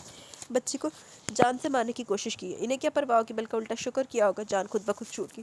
ٹیڑھے راستوں پر چلنے والے خود نقصان اٹھاتے ہیں. ہمیں کیا ضرر پہنچائیں گے. اگر تین تیرا کرنے کی کوشش کی تو دیکھ لیں گے. ویسے بھی ہم نے ماورا کے چھوٹے ماموں کو سب کچھ بتا دیا، اپنی کوتاہیوں کا شرمندگی کا اظہار کرے تھے، پر میں سمجھتی ہوں ان کی شرمندگی اب کس کام کی، ان کی ناک تیرے سب ہوتا رہا اور وہ انجان بنے رہے، ان لوگوں کو خوف خدا تک نہیں ہے، ان کی صفائیاں کس کام کی، ویسے نکاح میں وہ بھی شریک ہوں گے۔ امی نے اسے تفصیل بتائی۔ فیصل فوراً واش روم میں گھس کے عرشی نے کپڑے سینے والی مشین نکالی ہوئی تھی اور ایمرجنسی میں ماورا کے لیے کپڑوں کا ایک جوڑا سی رہی تھی۔ ان دونوں بہنوں کے کپڑے سے پورے نہیں تھے لیکن کیونکہ عرشی اور فری ہائٹ میں سے زیادہ تھی۔ 5:30 کے قریب اسپن کی امی اور زوبی آئیں۔ گھر میں بڑی چہل پہل ہو گئی تھی، ماورا ابھی تک سوئی پڑی تھی۔ فیصل اونچی آواز میں ہنس رہا تھا، عرشی اور فری کے چہرے کھلے ہوئے تھے۔ شیری بیگم بھاگ بھاگ کر ہر کام کری تھی۔ زوبیہ نے سوئی ہوئی ماورا کو دیکھا اور پھر خوش ہو گئی۔ اف کتنی پیاری ہے، پیاری نہیں اسلحے کی فیکٹری بھی ہے۔ فیصل نے زوبیہ کو جملہ کاٹ دیا اور پھر خود ہی اپنی بات کا مزہ لیا۔ اوئے ہوئے فیصل تو جنہ تپیا ہوا ہے نا، میں تو کہنی بلی دا بکرا فیصل بنا دے، آئے ہائے ہائے سواد آئی جاتا فیصل نے جو ہونی سی نا۔ تم جل ککڑے، جلتے رہنا اپنی لینا کو دیکھا کیسے ہر وقت کھنی بنی پھرتی رہتی ہے۔ زوبیہ فوراً ماورا کی حمایتی بن گئی۔ 8:30 اسپن آیا، امی نے اس کی بلائیں لی، عرشی اور فریز کے دائیں بائیں ہو گئی۔ فیصل زیر لب مسکراتا رہا۔ ماورا کو عرشی 10 بجے کے قریب مشکل سے اٹھا کر لائی، اب بھی گویا وہ نیند میں جھوم رہی تھی، باقی سب اسے دلچسپی سے دیکھ رہے تھے۔ شیری بیگم بازار تک گئی ہوئی تھی ماورا کے لیے ضروری چیزوں کی خریداری کرنے۔ ماورا کی آنکھیں پوری طرح کھلی تو گھر میں نئے چہرے دیکھ کر وہ نروس ہو گئی۔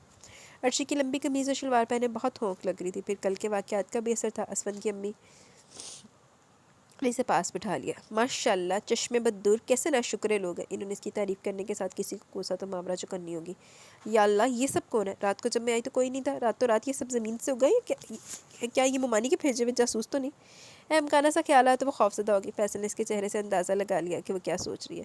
آخر پورا سال اس کی شاگردی کے عہدے پر فائز رہی تھی۔ اوئے ہوئے ماورا، یہ میری نانی و خالہ اور یہ میرے ماموں اسفن۔ اس نے اسفن کا تعارف خاص انداز سے کروایا تو ماورا نے یوں ہی نگاہ اٹھا کر دیکھا، سامنے ون پیس صوفے پر بیٹھا ہوا نوجوان اسے گہری نگاہ سے دیکھ رہا تھا، جیسے اسے اندر تک پڑھ رہا ہو۔ اس نے فوراً نگاہ ہٹا لی، اسے الجھن سی ہونے لگی۔ زوبیہ، فیصل، عرشی اور فری کی دبی دبی مسکراہٹ اس کے ہونک پن میں اور بھی اضافہ کر رہی تھی۔ خدا جانے یہ سب کیوں ہنس رہے تھے۔ وہ اٹھ کر باہر آ گئی، اپنے پیچھے سے فیصل کا زوردار قہقہ سنائی دیا تو اسے رونا آنے لگا۔ اسے یوں لگا جیسے وہ سب میں وہ نکو بن گئی ہے۔ شاید فیصل نے سب کو بتا دیا تھا کہ وہ اسے شادی کا کہہ رہی تھی، اس لیے تو وہ ہنس رہے تھے۔ آخری سے حماقتیں کیوں ہو جاتی ہیں؟ وہ نئے سرے سے کڑنے لگی۔ شیری خالہ واپس آئی تو اس نے کے دل کو تھوڑی سی ڈھارس ہوئی۔ یہاں کی بیٹھی ہو اور یہ عرشی دیکھو کیسی بے فکری سے شوخیاں بگاری، یہ نہیں کہ تمہارے ہاتھوں پہ مہندی لگا دے۔ ارے عرشی باہر نکلو۔ ان کی توجہ ایک وقت کی سمت میں مرتکز تھی۔ مہندی لگانے کی جگہ پر اس کے کان کھڑے ہو گئے۔ وہ اس کے ہاتھوں میں کیوں مہندی لگانا چاہ رہی تھی؟ کئی کل رات والی بات پر تو نہیں، جس نے شدت جذبات میں آ کر سر فیصل سے کہہ رہی تھی۔ ماورا کے چہرے پر مبہم سے سوالات تحریر تھے۔ شیری بیگم نے بآسانی اس کے اندر کے حالات کو پہچان لیا۔ بیٹھو ماورا، اتنا حیران مت ہو، حالانکہ اس وقت تم جن حالات سے گزر رہی ہو اس میں تمہاری حیرانی فطری ہے۔ اگر میری باتیں تمہاری تشفیع و تسلی کے لیے ناکافی ہو تو پھر سب کچھ اوپر والے پر چھوڑ دو۔ پھر وہ اسے آہستہ آہستہ سب کچھ بتانے لگی۔ ان حالات میں تمہارے لیے یہی بہتر ہے کہ تم محفوظ ہو جاؤ ہر لحاظ سے۔ وقت اس فیصلے کے نتائج کو سامنے لائے گا جو یقیناً مثبت ہوں گے۔ تمہاری ممانی ایک بے حس اور انتقامی ذہن کی عورت ہے۔ اوپر والے کا شکر کرو جس نے تمہاری عزت و جان دونوں بچا لی۔ اب اٹھو فٹافٹ غسل کرو، فری تمہارے کپڑے استری کریے، عرشی آ کے تمہارے ہاتھوں میں مہندی لگاتی ہے۔ وہ اس کے ماتھے پہ بوسہ دے کر نکل گئی۔ ماورا سوچا کہ گرداب میں الجھ گئی، اس نئی صورتحال پر اسے سمجھ نہیں آ رہا تھا وہ کیسے ریئیکٹ کرے۔ اس نے اپنے دل کو ٹٹولا، جہاں نہ کوئی خوشی تھی، نہ امید، نہ کوئی آس کے جگنو۔ اس کا واسطہ اتنی کڑی آزمائشوں سے پڑا، وہ خوشی کا لطف و سروری فراموش کر بیٹھی۔ اس کے اندر سے عزم و حوصلہ یکسر مفقود ہو گیا۔ آج اسے امی بے اختیار یاد آ گئی، کم گو مربت پسند اور آسانی سے سب کچھ شیئر کرنے والی۔ ان کے مقابلے میں ماورا بے باک اور منہ پھٹ اور قدرے ضدی سی تھی، کسی کا بھی ادھار نہ رکھنے والی۔ اس کی اسی خصوصیات کی وجہ سے ممانی سعیدہ نے خواہمخواہ اسے اپنا حریف تصور کرنا شروع کر دیا۔ اسے اپنا دایاں ہاتھ دیکھ کر جھرجھری سی آ گئی، جہاں ہتھیلی کی انگلی سمت میں گہرا زخم بن گیا تھا۔ کل جب اس نے اپنے دفاع کے لیے دایاں ہاتھ آگے بڑھایا تو چھری سے لگی تھی۔ اس کی نوک ذرا گہرائی تک ہتھیلی میں چلی گئی۔ کل معمولی بینڈیج سے کام چلا گیا کیونکہ سب اس کی حالت دیکھ کر پریشان ہو گئے۔ ماورا کو کل کے مقابلے میں آج زیادہ تکلیف کا احساس ہو رہا تھا۔ اسے صابن تک نہیں لگایا جا رہا تھا، ایسا ایک زخم الٹے بازو پر تھا۔ اس نے زخم بچا کر جسم گیلا کرنے پر اتفاق کیا، یوں ہی کپڑے پہن کر نکل آئی۔ عرشی نے اس کا سیدھا ہاتھ اب غور سے دیکھا تو پریشان ہوگی۔ میں بھی امی کو بتاتی ہوں، بھائی جا کسی ڈاکٹر کو لے آئے گا۔ نہیں بھائی، خواہم کا انہیں پریشان مت کرو، میں ڈیٹول سے دھو کر سنی پلاس لگا لوں گی، بعد میں دیکھا جائے گا۔ ماموں نے اسے جانے سے روکا اور اسے اپنے پاس بٹھا لیا۔ عرشی مسلسل ادھر ادھر کی باتیں کرتی رہی تاکہ اس کے بوچھل دل اور دماغ کو کہیں اور طرف متوجہ کیا جا سکے۔ وہ غائب دماغی سے ہوں ہاں کرتی رہی۔ نکاح کے موقع پر چھوٹے ماموں اور ذیشان بھی موجود تھے۔ ماورا کو رونا آنے لگا۔ ذیشان اس سے نظریں چرا رہا تھا۔ ماموں نے اسے گلے سے لگا لیا۔ ماورا، تم ایک بار ان سب باتوں کو مجھے بتاتی تو صحیح، تم نے خود کو اتنا لاچار اور بے سہارا سمجھ لیا تھا۔ میں نے سعیدہ بھابھی کی اچھی طرح خبر لی ہے۔ چھوٹے ماموں شرمندہ سے لہجے میں اس کے آگے صفائیاں پیش کر رہے تھے۔ ماورا نے ان کی جھکی جھکی مجرمانہ نگاہوں سے فوراً نقص کر لیا کہ ان کی سعیدہ ممانی کی کلاس لینے والی بات جھوٹی ہے۔ ان کے سامنے سب کچھ ہوتا رہا، وہ انجان بنے رہے۔ ماورا نے ان کی مجبوریاں ان کے چہرے کی سلوٹوں سے پڑھ لی اور ایک گہری سانس لی۔ ذیشان سے ایک لفظ تک نہیں کہا گیا۔ کتنی آرزوؤں کے شیش محل اس کے دل میں چکنا چور ہو گئے تھے۔ اس کی کم نصیبی کے چاند کسی اور کے آنگن میں اتر آتا۔ حماد بھائی کی فطرتی خباثت نے اسے اپنی نگاہوں سے گرا دیا۔ اندر سے وہ ایک بزدل اور کم حوصلہ نوجوان تھا، اس لیے تو اندر ہی اندر سب سے سٹینڈ لینے کو سوچتا رہا۔ پھر اپنی سوچوں کو اپنی جامہ نہ پہنا سکا، نہ ماں کے آگے ان کی زیادتیوں پر ایک لفظ تک کہہ سکا، اور نہ حماد سے بھی اندر ہی اندر شکوہ کنارا۔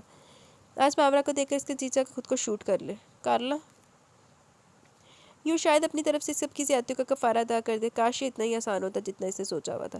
ماورا پلیز ہمیں معاف کر دینا، یہ کہہ کر وہ رکا نہیں، اٹھ کر ان کے گھر سے باہر نکل گیا۔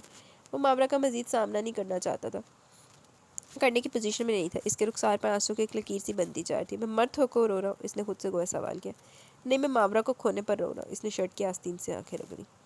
ساری زندگی تجھے پورا خاندان نہیں رونا ہوں۔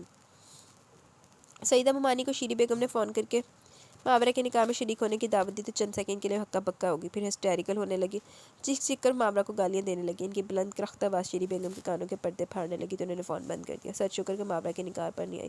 فون پر بھی ماورا کو جان سے مارنے کی دھمکی دے رہی تھی۔ تو وہ ایڈی چنگی نہ پڑ جڑی فون کر کے نکاح تے انوائٹ دکاری، ایڈی تو بیچاری بی بی چنگی۔ اگر یہاں جاتی تو جانے کیا ہوتا، اچھا کیا جو ماورا وہاں سے نکل آئی، جانے وہ جنونی عورت اس کا کیا حشر کرتی، اس کا ہاتھ و زبان روکنے والا بھی تو کوئی نہیں ہے۔ شیری اپنی والدہ سے آہستہ آہستہ کہہ رہی تھی، وہ افسوس سے ماورا کا متفکر چہرہ دیکھ رہی تھی۔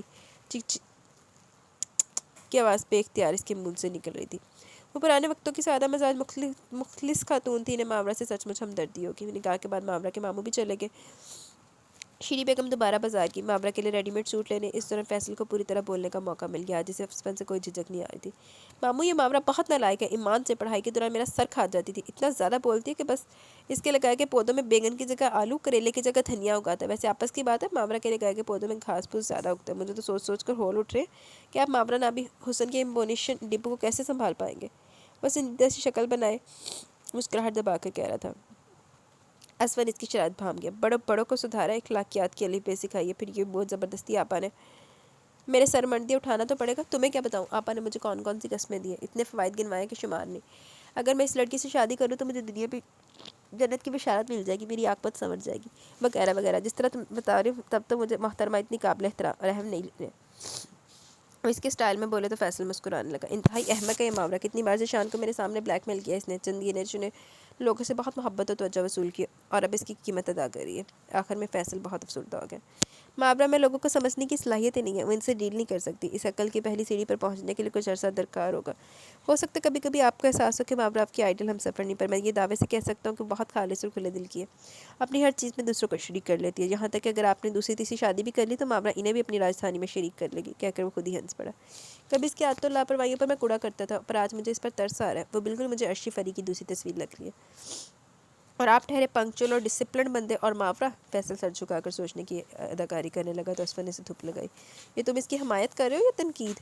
نہ حمایت نہ تنقید، ماورا ہمارے گھر آئی ہے، آپ سے اس کا نیا تعلق استوار ہو چکا ہے، اس کا اس بھری دنیا میں کوئی نہیں، یعنی مضبوط ہم آئی تھی، اور اب میں ماورا کا بھائی ہوں۔ جس طرح عرشی اور فری کا بھائی ہوں، آپ کی کمپنی بہت جلد سمجھدار ہو جائے گی، اس لیے کچھ عرصے تک اسے اپنی بنیاد مضبوط کرنے کا حق ضرور دیجیے گا۔ وہ کتنا مدبر اور حساس لگ رہا تھا اس لڑکی کے لیے جس کے ساتھ کچھ گھنٹے پہلے تک اس کا کوئی رشتہ نہیں تھا۔ تم بھی آپا کی طرف بول رہے ہو، کمال ہے، وہ بھی مجھ سے یہ کہہ رہی تھی کہ تم سب کو کوئی شکایت نہیں ہوگی، ماموں ہوں تو ماموں ہوں تمہارا، میری کوئی فکر نہیں ہے، اور اس لڑکی ماورا کے لیے سارا گھر پریشان ہے، اب اتنا ناقابل اعتبار ہو گیا ہوں میں۔ ارے نہیں ماموں، آپ سے بڑھ کر کون ہے؟ فیصل نے محبت سے اپنے بازو اسپن کے گرد حمائل کر دیے۔ شام کے بعد ماورا اسپن کے گھر آ گئی، اس کے ساتھ زوبیہ اسپن کی والدہ صغیرہ اور شیری کے ساتھ عرشی فری بھی تھی۔ انہوں نے مل جل کر چھٹپٹ اسپن کے کمرے کو درست کیا۔ شیری بیگم نے کچن سنبھال لیا، وہ رات کے لیے کھانا بنا رہی تھی۔ عرشی فری اور زوبیہ کام کرنے کے ساتھ ساتھ اس ہنگامی شادی پر بھی اظہار خیال کر رہی تھی۔ ماورا کو فی الحال ٹی وی لاؤنج پہ بٹھایا گیا، عرشی ٹی وی آن کر کی تھی، پی ٹی وی میوزک کا پروگرام آن ایئر تھا، وہ غائب دماغی سے اسکرین کی طرف دیکھ رہی تھی۔ اسپن کی والدہ بھی اس کے پاس سے اٹھ کر گئی تھی عشاء کی نماز پڑھنے۔ اسپن بھی ٹی وی لاؤنج میں آ گیا، آہٹ پر ماورا اپنے خیالوں کی دنیا سے باہر آ گئی۔ ٹی وی اسکرین کو دیکھنے کے بجائے منہ نیچے کر لیا، گود میں رکھے ہاتھوں کو انگلیاں چٹکانے لگی۔ خام کا سیدھے ہاتھ میں درد ہو رہا تھا، ہتھیلی پر بینڈیج تھی۔ اسپن کی آمد سے اس پر گھبراہٹ غالب آ گئی۔ اسپن شاید اس کی گھبراہٹ سے ہوش اٹھا رہا تھا کیونکہ اس کے لبوں پر مسکراہٹ تھی۔ اس احساس نے ماورا کو گھبراہٹ کی بجائے غصے میں مبتلا کر دیا۔ لو بھلا، ہنسنے کی کیا تک ہے، میں کارٹون لگ رہی ہوں، وہ یہی سوچ سکی۔ اسپن کی والدہ نماز پڑھنے کے بعد آئی تو ماورا کو بڑی تسلی ملی، اب تک وہ اسے بڑی محبت سے پیش آ رہی تھی۔ ان کے نحیف و نزار وجود میں سے نانو امی کی جھلک نظر آئی۔ رات کو کھانا بنانے کے بعد شیری بیگم نے واپسی کا قصد کیا، عرشی یہی تھی، فری ماں کے ساتھ واپس چلی گئی۔ बाबरा ने चंद लुक में ज़बरदस्ती जहर मार के बिल्कुल भूख नहीं थी। सगीरा बेगम इसकी सास इसके साथ असफन के कमरे में आई। फिर वो तो जल्दी सोने चली गई, अलबत्ता ज़ुबिया और अर्शी काफ़ी देर बैठी बातें करती रही। असफन रात के कमरे में आया तो ज़ुबिया ने अर्शी को उठने का इशारा किया। अर्शी उठी, ज़ुबिया भी उठने लगी। बाबरा ने मजबूती से उसका हाथ थाम लिया। प्लीज़ ना आ जाए।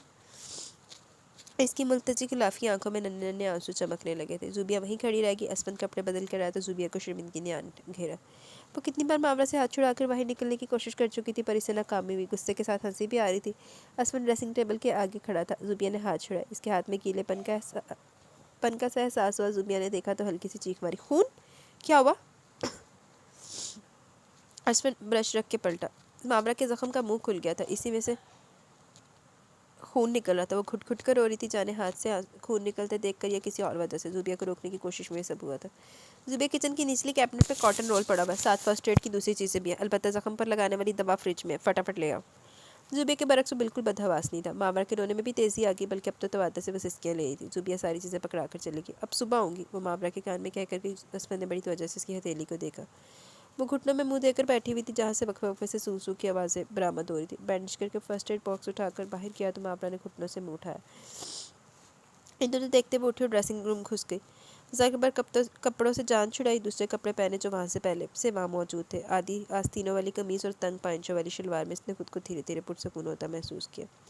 अब ड्रेसिंग रूम से बाहर आते हुए इसे अजीब सी घबराहट हो रही थी। आखिर कितनी देर वहाँ गुजारी जा सकती थी? इतनी अजब सी सूरत हाल से इसका पाला पड़ा था। 3 दिन में कितने रंग बदले थे? इसका ज़हन अभी तक माउफ था। इसने बड़ी आहिस्ती के साथ दरवाज़ा खोला। हल्की सी चड़चड़ाहट की आवाज़ आई। वो दम से आते वहीं रुक गई। बेडरूम की लाइट बंद थी। जीरो बल्ब की नीलगी रोशनी से कमरा बड़ा खामोश और पुरसकून लग रहा था। बेड के एक सिरे पर लेटे वजूद में इस वक्त इसे जंबिश तक महसूस नहीं हुई। चोरों की तरह दबे पाँव चलते हुए बेड के करीब आई। कुछ देर खड़ी शक्ल निगाहों से करवट बदले हस्बैंड को देखती रही और फिर आहिस्ती से खुद भी तराज होगी। बिल्कुल सिरे पर थी, इस पोजीशन में कि ज़रा सा धक्का लगने पर नीचे पड़ती। फिर से एकदम करंट लगा। हस्बैंड करवट बदल चुका था। इधर यहाँ वहाँ इतने दूर इधर यहाँ वहाँ इतने दूर लेटने की क्या तुक बनती है?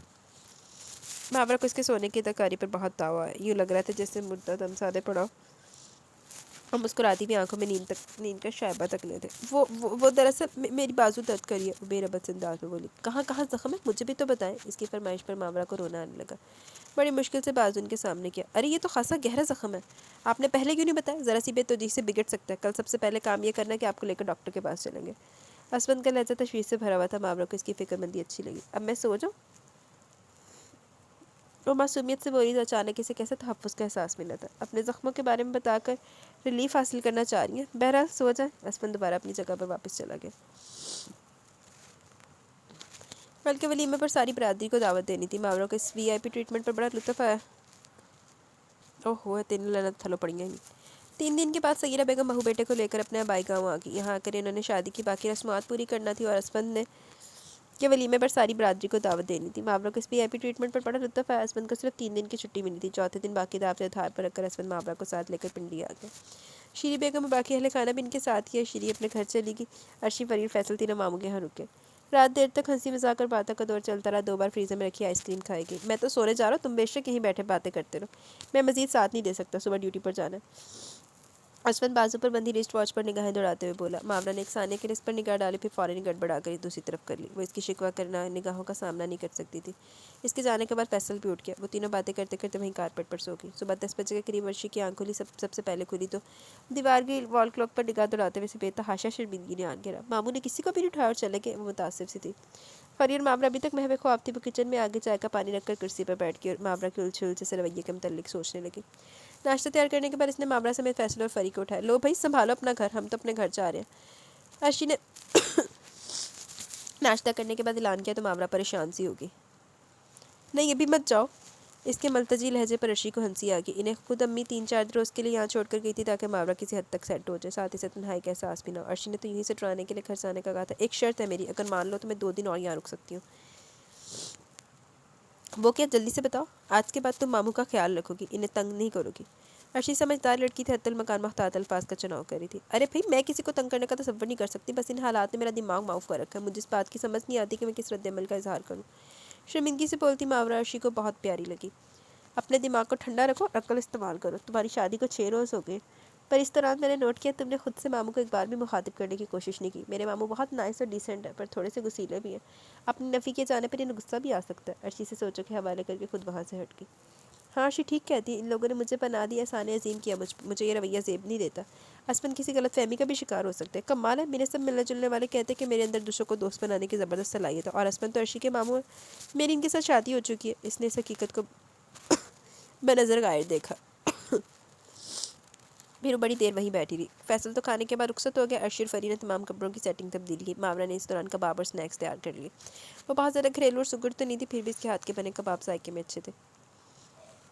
دھوپ دیواروں سے ڈھلنے کی تیاریوں میں تھی جب اسفند کی گاڑی کا ہارن سنائی دیا۔ فری نے گیٹ کھولا، عرشی نے اسفند کے آنے کے فوراً بعد چائے بنانے کی تیاری شروع کر دی۔ چائے تیار کرنے کے بعد اس نے سلیقے سے ایک پلیٹ میں کباب رکھے اور ماورا کو ٹرے تھمائی۔ جاؤ ماموں کو دو، خوش ہو جائیں گے۔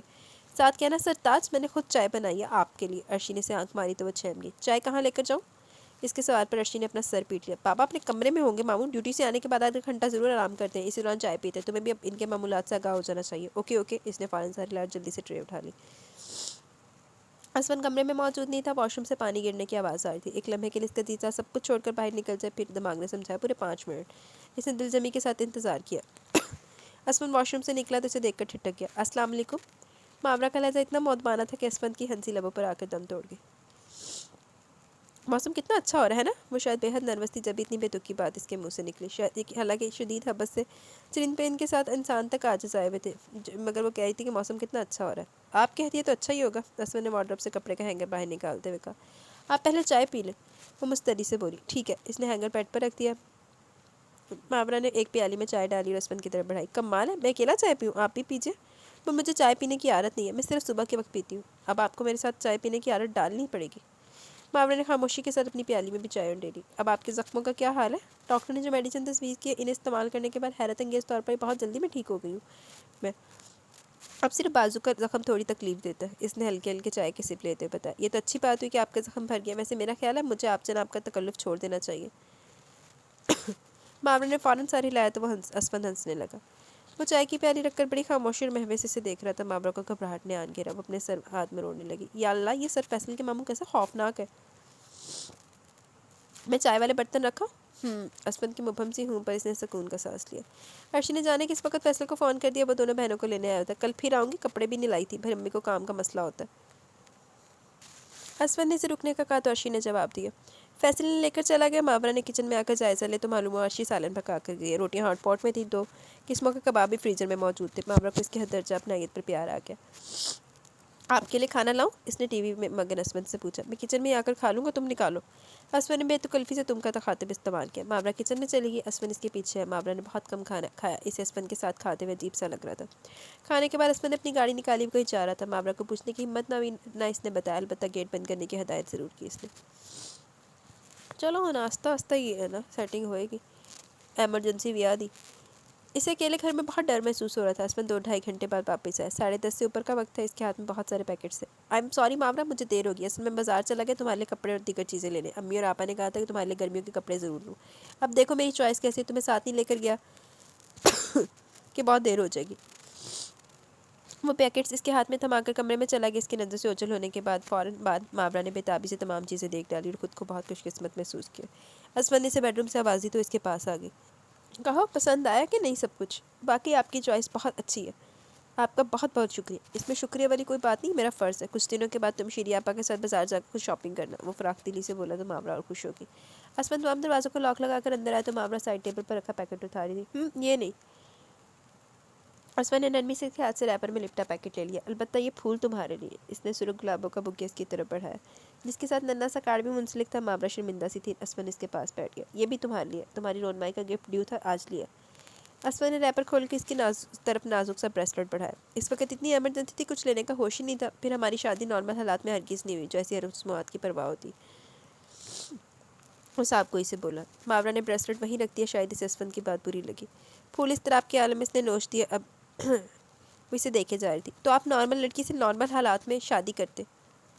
کوشش کے باوجود ماورا کا لہجہ تلخ ہو گیا تو اسفند کو حیرانی ہوئی۔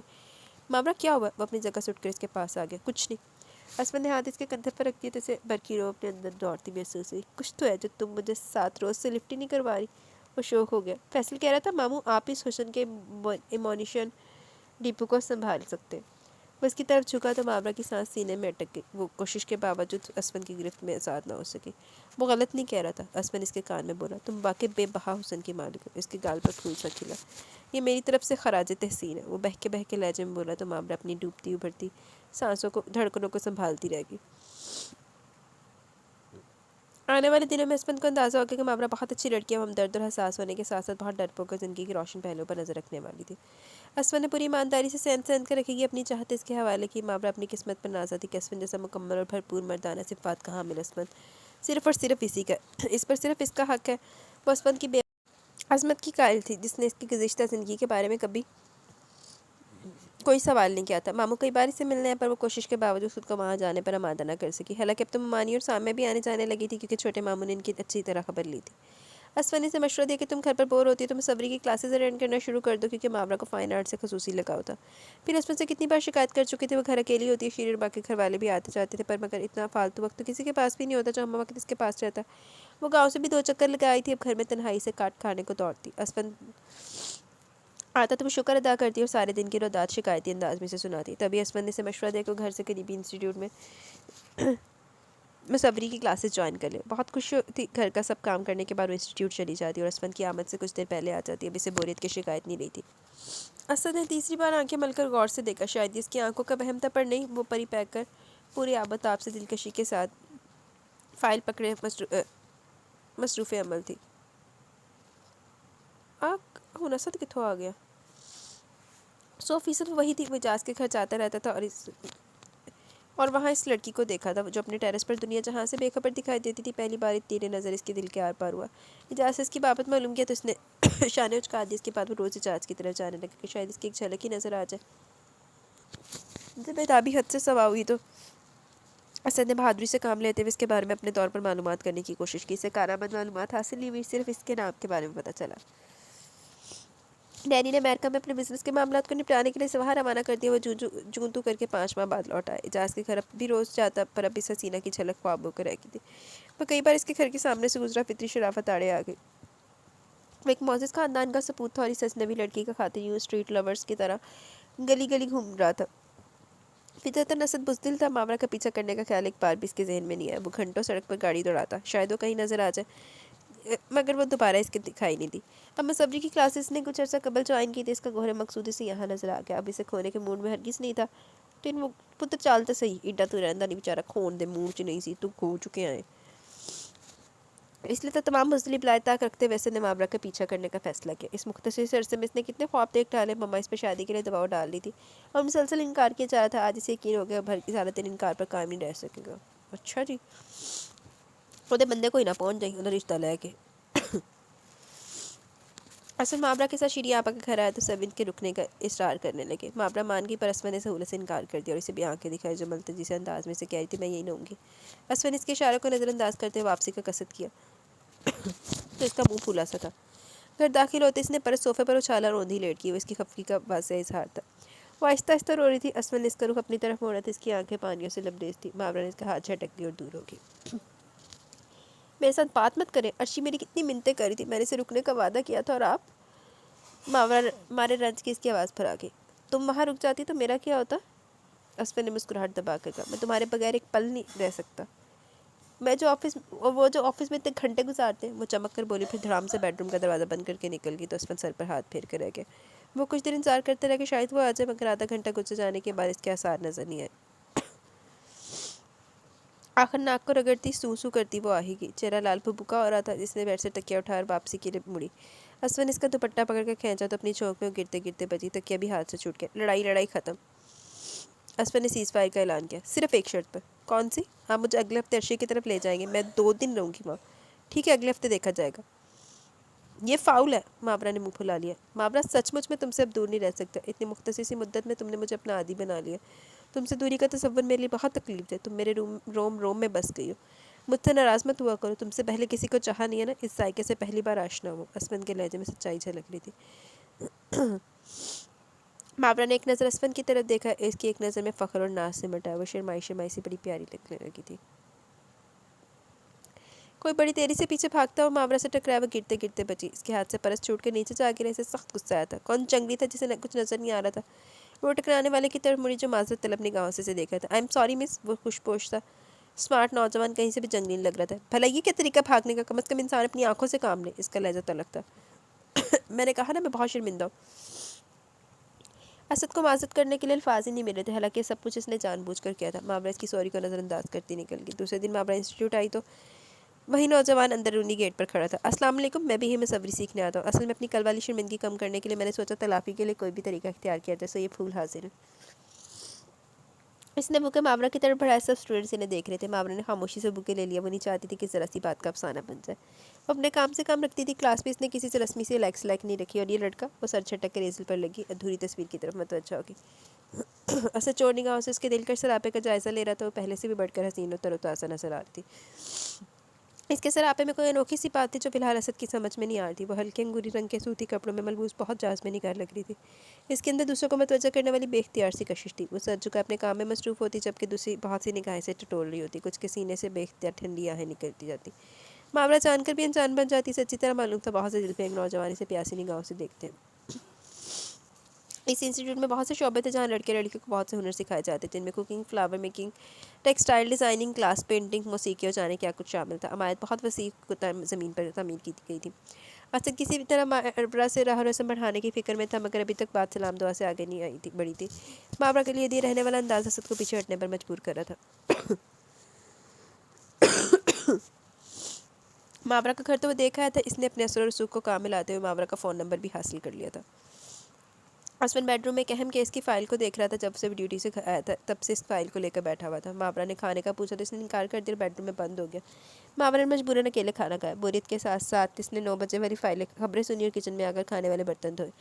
پھر لان میں آگے چند منٹ ٹہلنے کے بعد اس کی طبیعت چارٹ ہو گئی. وہ اندر آ گیا. دھیرے سے دروازہ کھولا. اسفن ہنوز اس فائل میں گم تھا. فون اس کے پاس پڑا تھا. کمپیوٹر بھی اٹھا کر وہ یہیں لے آیا تھا. مابرا پلیز دروازے اور گیٹ بند کر دینا. میں دیر تک مصروف رہوں گا. وہ مصروف سے انداز میں ایک نگاہ اس پر ڈال کر بولا اور دوبارہ فائل اور کمپیوٹر کے روشن منیٹوں کی طرف متوجہ ہو گیا. ماورا وہیں سے پلٹ گئی. غصے سے پورا زور لگا کر گیٹ بند کر دیا اور ٹی وی لاؤنج میں آ گئی. صوفے پر سر کے نیچے کشن رکھ کر دراز ہوگی سے بہت غصہ آ رہا تھا. یوں لگ رہا تھا جیسے اسفندی سے نظر انداز کر کے بہت بڑا جرم کیا ہو. اتنی دیر بات کھولتے سوچتے دماغ کے ساتھ میں نیند کی وادیوں میں اتر گیا. اسفند کے خلاف بے پناہ شکوے شکایت کا امبار لے کر اسفند نے 1:30 بجے کے قریب کمپیوٹر آف کیا. حقیقتاً بے پناہ تھک چکا تھا. ذہنی ورزش نے اس کے اعصاب کو تھکا دیا تھا. کتنی دیر کرسی کی پشت سے سر ٹکائے وہ آنکھیں موندے پڑا رہا. وہ کرسی پیچھے کر کے اٹھا. جہازی سا اس بیڈ پر ماورا موجود نہیں. سے جھٹکا سا لگا. کام کی طرح سے ایک سیکنڈ کے لیے بھی ماورا کا خیال لیا. اس کا خیال تھا کہ دروازہ بند کر کے بعد وہ یہیں آ کر سو گئی ہوگی. اسے ٹی وی لاؤنج میں سوتے دیکھ کر اسفند کے سینے سے ایک پرسکون سانس برآمد ہوئی. اس نے کھڑے کھڑے چھپ کر ماورا کے بالوں میں انگلیاں پھنسا کر اس کا سر ہلایا تو ہمیشہ سے نیند کی کچی ماورا کی آنکھیں ایک دم کھل گئی. اسفند کو سر پر کھڑے دیکھ کر اسے اپنی تمام تر خفگی یاد آ گئی. اس نے اس کے ہاتھ پر جھٹک دیے. اندر سو. یہاں کیوں پڑی گئی ہو؟ میری مرضی. جہاں دل جائے سو. اس کے انداز میں نہ خود سے غصہ تھا. اچھا بھائی تمہاری مرضی. میں تو اپنے بیڈ روم میں سونے جا رہا ہوں. میں سے یہ بتا دوں کہ ٹی وی لاؤنج میں کچھ ہوائی چیزوں کا بسیرا ہے. تمہیں بتانا میرا فرض ہے. میرے ساتھ کئی بار ایسے واقعات ہو چکے ہیں. اسفند مسکراہٹ لبوں میں دبائے اپنے کمرے میں آ گئے. اس کے پیچھے بھاگتی ماورا تھی. اس نے شولڈر سے اسفند کی شرٹ بھی پکڑ لی تھی. میں اتنی دیر وہاں سوتی رہی. اگر مجھے کچھ ہوتا تھا تو ہمیشہ کی بزدل ماورا کے سینے میں دل کی جگہ کو اس وقت پنکھا چل رہا تھا. اسفند مسکراہٹ چھپانے کے لیے کپڑے بدل کے ڈریسنگ روم میں آ گیا. ماورا ابھی تک خوف زدہ تھی. ہم اس گھر میں نہیں رہیں گے. میں نے ایک میگزین میں ایسے گھر کے متعلق کہانی پڑھی تھی. میں یہاں نہیں رہوں گی. ماورا اس کے پاس سمٹی پڑی تھی. ہائے اب کیا ہو گیا؟ میرا تو خوف کے مارے دم نکل جائے گا. وہ اس کے دائیں بازو کے گھیرے میں آ گئی. بند لرزتی پلکوں کے ساتھ اس نے اسفند کو سچ مچ ماورائی مخلوق نظر آئی تھی. خوفزدہ اتنی کہ اسفند کو افسوس ہو رہا تھا. میں نے جھوٹ بولا تھا تمہارے ساتھ. باقی ماورا نے اپنا سر اوپر اٹھایا. بالکل سچ. اسفند نے دوسرا بازو بھی اس کے گرد حمائل کیا. کیوں؟ اس لیے کہ مجھے پتا تھا تم ناراض اور ضد میں وہیں سے ہوگی. ماورا تمہیں میری مصروفیت کا عادی ہونا پڑے گا. ہو سکتا ہے مسلسل کئی راتوں کو گھر سے باہر دیر سے آؤں. میری ساری نارمل روٹین اپسیٹ ہو جائے. تمہیں آج بتا رہا ہوں کیونکہ پولیس لائف میں ایسے اتار چڑھاؤ آتے رہتے ہیں. تم ابھی سے خود کو ذہنی طور پر تیار کر لو. ماورا اس کے بالوں میں اسفند اس کے بالوں میں ہاتھ دھیرے دھیرے پھیرتا کہہ رہا تھا. آپ کو اگر اتنے مصروف رہنا تو میرے ساتھ شادی کیوں کی تھی؟ آپ کی اتنی بیزی لائف میں شادی پلان ہی کیوں کی؟ وہ بچوں کے سے انداز میں بولی. شادی پلان کر کے نہیں کی جاتی. یہ زندگی کا حصہ ہوتی ہے. تم سے شادی میری قسمت میں لکھی گئی تھی. ماورا اس کے پاس سے اٹھ گئی اور بالکل بیڈ کے سرے پر لیٹ گئی. مجھے آپ سے محبت کرنی نہیں چاہیے تھی. وہ رو رہی تھی. اسفند نے اپنی جگہ لیٹے لیٹے اس کا بازو پکڑا اور اپنی طرف گھسیٹا. کیوں؟ میں تمہاری محبت کے قابل نہیں ہوں کیا؟ آپ سے پہلے مجھے محبت کے لفظ ٹھیک سے آشنائی بھی نہیں تھی. میں نے صرف آپ سے محبت کی. میں چاہتی ہوں کہ آپ کا سارا وقت میرے لیے ہو. آپ ڈیوٹی سے آنے کے بات کوئی کام مت کرے. جس طرح آج آپ اس فائل میں مصروف تھے اور پڑھ رہے تھے, انتہائی توجہ سے, میرا دل چاہا کاش میں بھی وہ فائل ہوتی, آپ اتنی توجہ سے مجھے دیکھتے پڑھتے. اس کے بچکانہ ضدی سی حسرت پر اسفند کو ہنسی آ گئی. جانم اب بتاؤ, اتنی توجہ سے تمہیں اپنی دیکھ رہا اور تم ہو کہ لفٹ ہی نہیں کروا رہی. اسفند اس کی پانی سے لبریز آنکھوں میں جھانکا. میری ساری توجہ اور محبت صرف تمہارے لیے, وہ شدت جذب سے بولا. اس کی شوخ و رفتہ نگاہوں کی گرمی سے ماورا بکھلا کے دو مسکرانے لگا. اب گریزاں کیوں؟ ماورا نے دونوں ہاتھ اپنے چہرے پر رکھ لی. اس کی نگاہوں کی گرمی اب اس کے لیے ناقابل برداشت تھی. چلو جی وہ ٹینشن دے رہا تھے تد نہیں برداشت, جی نہیں دے رہے تھے تد بھی نہیں برداشت. سنیے, کسی روز گاؤں چلے, میرا دل چاہ رہا ہے اماں اور زوبی آپا سے ملوں. ماورا کی فرمائش پر اسفند نے بغور اس کا چہرہ دیکھا. میں تو نہیں جا سکتا, البتہ تمہیں فیصلے کے ساتھ بھجوا سکتا ہوں. ہاں ٹھیک ہے, کتنا مزہ آئے گا نا, میں اکیلے رہ کر بور ہو گئی ہوں. آپ اتنا لیٹ آتے اور صبح سویرے دوبارہ نکل جاتے. اس نے منہ بس اور کا پرانا شکوہ دہرایا تو اسفند ٹھنڈی سانس لے کے رہ گیا. فیصل اسفند کی ہدایت پر اسے اسی روز گاڑی لے گیا اور اس کے ساتھ عرشی گاؤں لے گیا, اور اس کے ساتھ عرشی بھی تیار ہوگی. مغیر صغیرہ اور زوبیہ کی خوشی اتنی تھی, ماورا کو دیکھ دیکھ کر نہال ہو رہی تھی. ماورا کو یہاں رہتے وہ بہت مزہ آ رہا تھا. اس کی ساس جی نے وہ اب اماں کہنے لگی تھی, انہوں نے بتایا کہ زوبیہ کا بہت اچھا رشتہ ہے. اسفند آئے گا تو اسے پوچھ کر فائنل کروں گی. زوبیہ کی خوشی سے لال چہرے کا سبب اب اس کی سمجھ میں آیا. بلا کر اس نے اپنی محبت پا لی. زوبیہ کے بڑوں کے شاہ میر کے خاندان والوں کے ساتھ پرانے تنازعات تھے جو اب جا کر ختم ہوئے تھے. انہی کے دور تو کی وجہ سے انہوں نے اپنی محبت کا راز کسی پر ظاہر نہیں ہونے دیا. ملا کر 7 برسوں کے بعد ان کی خاموش محبت جیت گئی اور سگینہ نے شامیر کا رشتہ تنازعات ختم ہو جانے کے بعد قبول کر لیا تھا. اب ان کا ارادہ جلدی شادی کرنے کا تھا تاکہ اس فرصت بھی سرخرو ہو سکے. ماورا یہاں بہت خوش تھی. اس کی آمد کے بعد سے روز کوئی نہ کوئی سے ملنے اور دیکھنے کے شوق میں چلا تھا. پھر عرشی نے بھی یہاں بہت ہی دوستیاں پالی ہوئی تھی, جس کے باعث اماں کے گھر میں میلے کا سا سما رہا تھا. وہ خود بھی ملنے ملانے کی شائق تھی. 13 روز تو پر لگا کر اٹھ گئے, وقت گزرنے کا احساس ہی نہ ہوا. 6 ستمبر کی آخری تاریخیں تھی. ہلکی ہلکی خنکی بڑی خوشگوار تھی. یہاں پہاڑی علاقے ہونے کے باعث رات کو یہاں ٹھنڈک بڑھ جاتی تھی. یہ گھر ڈبل سٹوری تھا اور اس میں تعمیر کے وقت نئے دور کے تقاضوں کو مد نظر رکھا گیا تھا. اس وقت زوبیہ, عرشی اور ماورا تینوں سنگیت سیڑھیوں پر بیٹھی موسم کی خوبصورتی کا مزہ لے رہی تھی. ماورا نے اتنا واضح تاروں بھرا آسمان پہلے کبھی نہیں دیکھا تھا. پہاڑ پر دیے کی لو کی طرح ٹمٹماتی روشنیاں نگاہوں کو بھری لگ رہی تھی. یہ 2 کمروں کا پورشن باغ کے وسط میں تھا. اس کے ارد گرد آم اور امرودوں کے باغات کے بعد خاردار تاریں لگائی گئی تھی. اسفند شہر سے جب بھی آتا انہی 2 کمروں میں سے کسی ایک میں ٹھہرتا. یہاں چھت پر سے بآسانی قدرت کی خوبصورتیوں کا نظارہ کیا جا سکتا تھا. اس وقت رات دھیرے دھیرے اپنی حشر سمانیوں سمیت یہاں اپنے پر پھیلا رہی تھی. جنگلی خردوں پھولوں کی مہک ہوا کے ساتھ ادھر ادھر ڈول رہی تھی. ماورا کو اس عالم میں اسفند کی یاد آ گئی. جانے کیا کر رہے ہوں گے, مجھے یاد بھی کیا ہوگا کہ نہیں, وہ بے عقل ہوگی.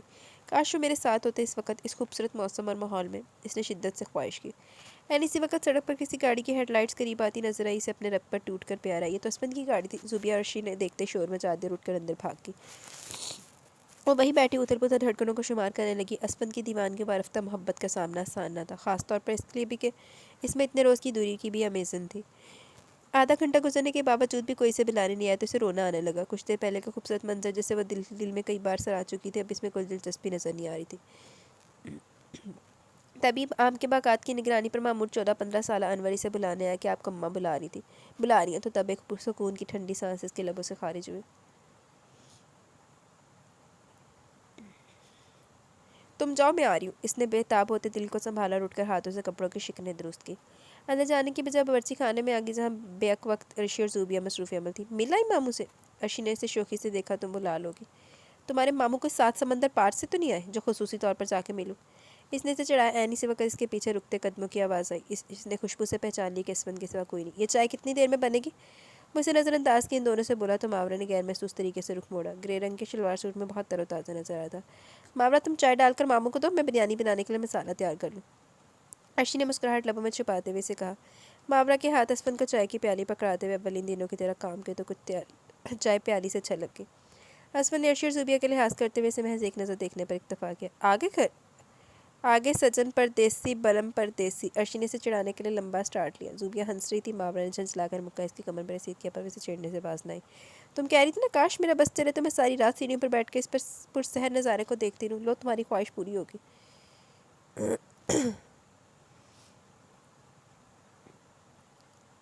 ماموں آ گئے. اب بھلے جتنی دیر مرضی وہاں بیٹھی رہنا ماموں کے ساتھ, کیونکہ وہ جب بھی آتے ہیں وہاں ٹھہرتے ہیں. عرشی سنجیدگی سے مشورہ دے رہی تھی. جاؤ اسفند, آرام کرو, تھکے ہوئے ہو, اور بہو تم بھی جاؤ. اماں کی بات پر سے ڈھیرو شرم نے آن گھیرا۔ دیکھا نانی کتنی سمجھدار ہے، عرشی پھر اس کے کان میں منہ گھسیٹ کر بولی۔ اسمن چلا گیا تو وہ زوبیہ کے پاس بیٹھ گئی۔ کچھ دیر بعد عرشی نے زبردستی سے اٹھا کر اندر بھیجا۔ مابرہ نے بالکل عام سے لہجے میں اسمن کو سلام کیا تو بیٹھ چھوڑ کر اٹھا۔ کتنی سمارٹ ہو تم، صرف سلام پٹر کھا رہی ہو، تیرا دن تیرا صدیوں کے برابر لگے مجھے، اور تم یہاں آ کر بیٹھ گئی، واپسی کا نام ہی نہیں لیا۔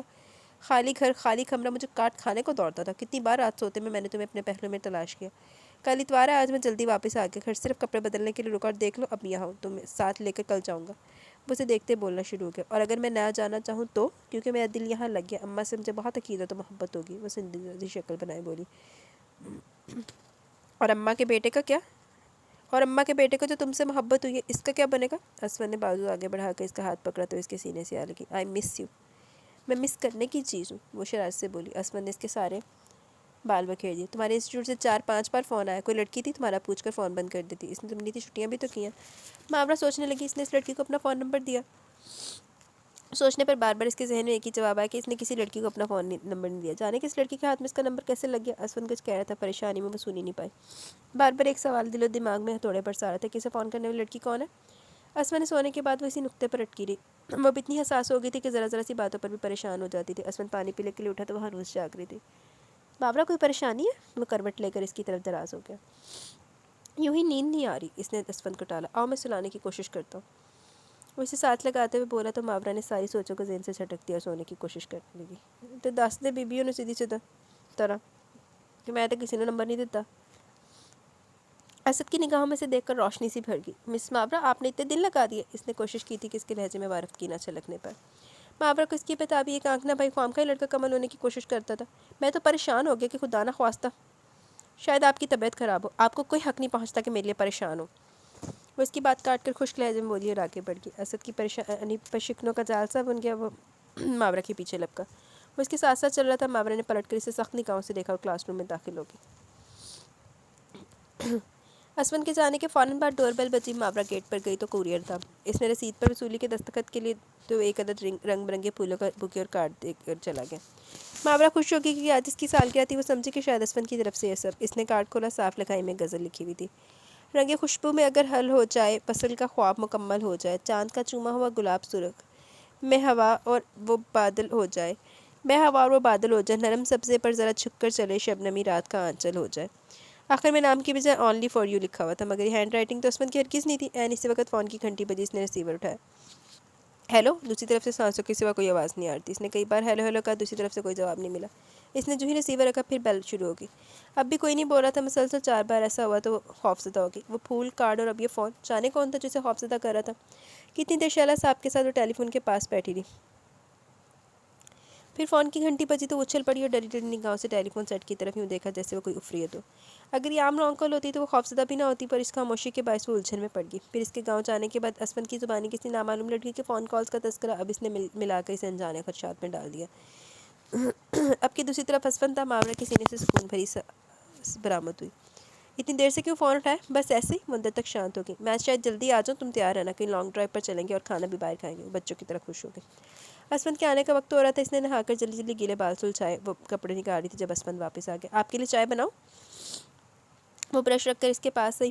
پولیس کی مخصوص یونیفارم میں اسے روز اول کی طرح بہت اچھا لگا۔ نہیں رہنے تو میں بھی چینج کروں تو گھر سے نکلتے ہیں۔ وہ آنکھیں موندے موندے بولا۔ اچھا، آپ کے لیے کون سے کپڑے نکالوں؟ جو دل کرے نکال دو۔ یونیفارم بدلنے چلا گیا۔ وہ نہا کر نکلا تو ماورا کپڑے بدل چکی تھی۔ آپ اتنے اچھے کیوں ہیں؟ اس نے ٹائی اسفند کے ہاتھ سے لے لی۔ یہ اتنی تعریف کیوں ہو رہی ہے میری؟ وہ اس کے ہاتھ سے ٹائی لے چکا تھا۔ اس لیے کہ آپ ہیں ہی تعریف کے قابل۔ مسکا پالش بٹرنگ۔ وہ مسکرانے لگا تو ماورا روٹ کی۔ میں کیوں بٹرنگ کروں گی؟ بس آج آپ مجھے بہت اچھے لگ رہے ہیں۔ ویسے اچھا نہیں لگتا؟ لگتے ہیں جب کہتے کہ اماں کے پاس چلیں، چلو آؤ شینی آپا سے ملنا ہو، سارا دن وہی رہ لینا، اور جب شاپنگ کرنے کا کہتے ہیں، وہ جیسے انگلیوں پر گنواتے ہوئے بولی۔ شاپنگ میں تمہیں ضرور کرواؤں گا، آفٹر آل تمہاری سالگرہ، اپنی پسند کا گفٹ لینا۔ وہ گاڑی کی چابی اٹھا رہا تھا جب پھول اور کارڈ پر اس کی نگاہ پڑی۔ یہ کون ہے جو تمہیں برتھ ڈے وش کرنے میں مجھ سے بازی لے گیا؟ وہ کارڈ اٹھانے لگا۔ ماورا نے اس کے ہاتھ سے کارڈ چپٹ لیا۔ اسفند چلے نا، دیر ہو رہی ہے۔ وہ غیر محسوس طریقے سے کارڈ دراز میں ڈال چکی تھی۔ اسفند کے ساتھ اس مشہور ریسٹورنٹ میں پہلی بار آئی۔ اسد نے جانی پہچانی ہنسی کی آواز پر بے اختیار گردن گھما کر اپنے پیچھے والے ٹیبل پر نگاہ ڈالی تو جیسے ہٹانا بھول گیا۔ سلور گرے کپڑوں میں ملبوس بالوں کا اونچا سا جوڑا بنائے ماورا بڑی منفرد لگ رہی تھی۔ اس کے ساتھ وہ جو کوئی بھی تھا اس کی پشت اثر کی طرف تھی، وہ اس کی صورت دیکھ نہیں پایا۔ البتہ ماورا کی ہنسی اور نگاہوں سے اس نے اندازہ لگایا کہ ماورا کے ساتھ بیٹھا شخص خاص الخاص ہے۔ جاز کے ساتھ اس کی دعوت پر یہاں ڈنر کرنے آیا تھا۔ ماورا وہ شخص کچھ دیر کے بعد اٹھے اور باہر والے دروازے کی طرف مڑے۔ تب اسد نے اس کی شکل دیکھی۔ 30-32 سالہ نوجوان، بہت ڈیشنگ اور سلجھا ہوا تھا۔ ماورا اس کے کندھے سے کندھا ملائے چل رہی تھی۔ اسد کو حسد کی اندیکھی آگ کے شعلے اپنے دل تک پہنچتے محسوس ہونے لگے۔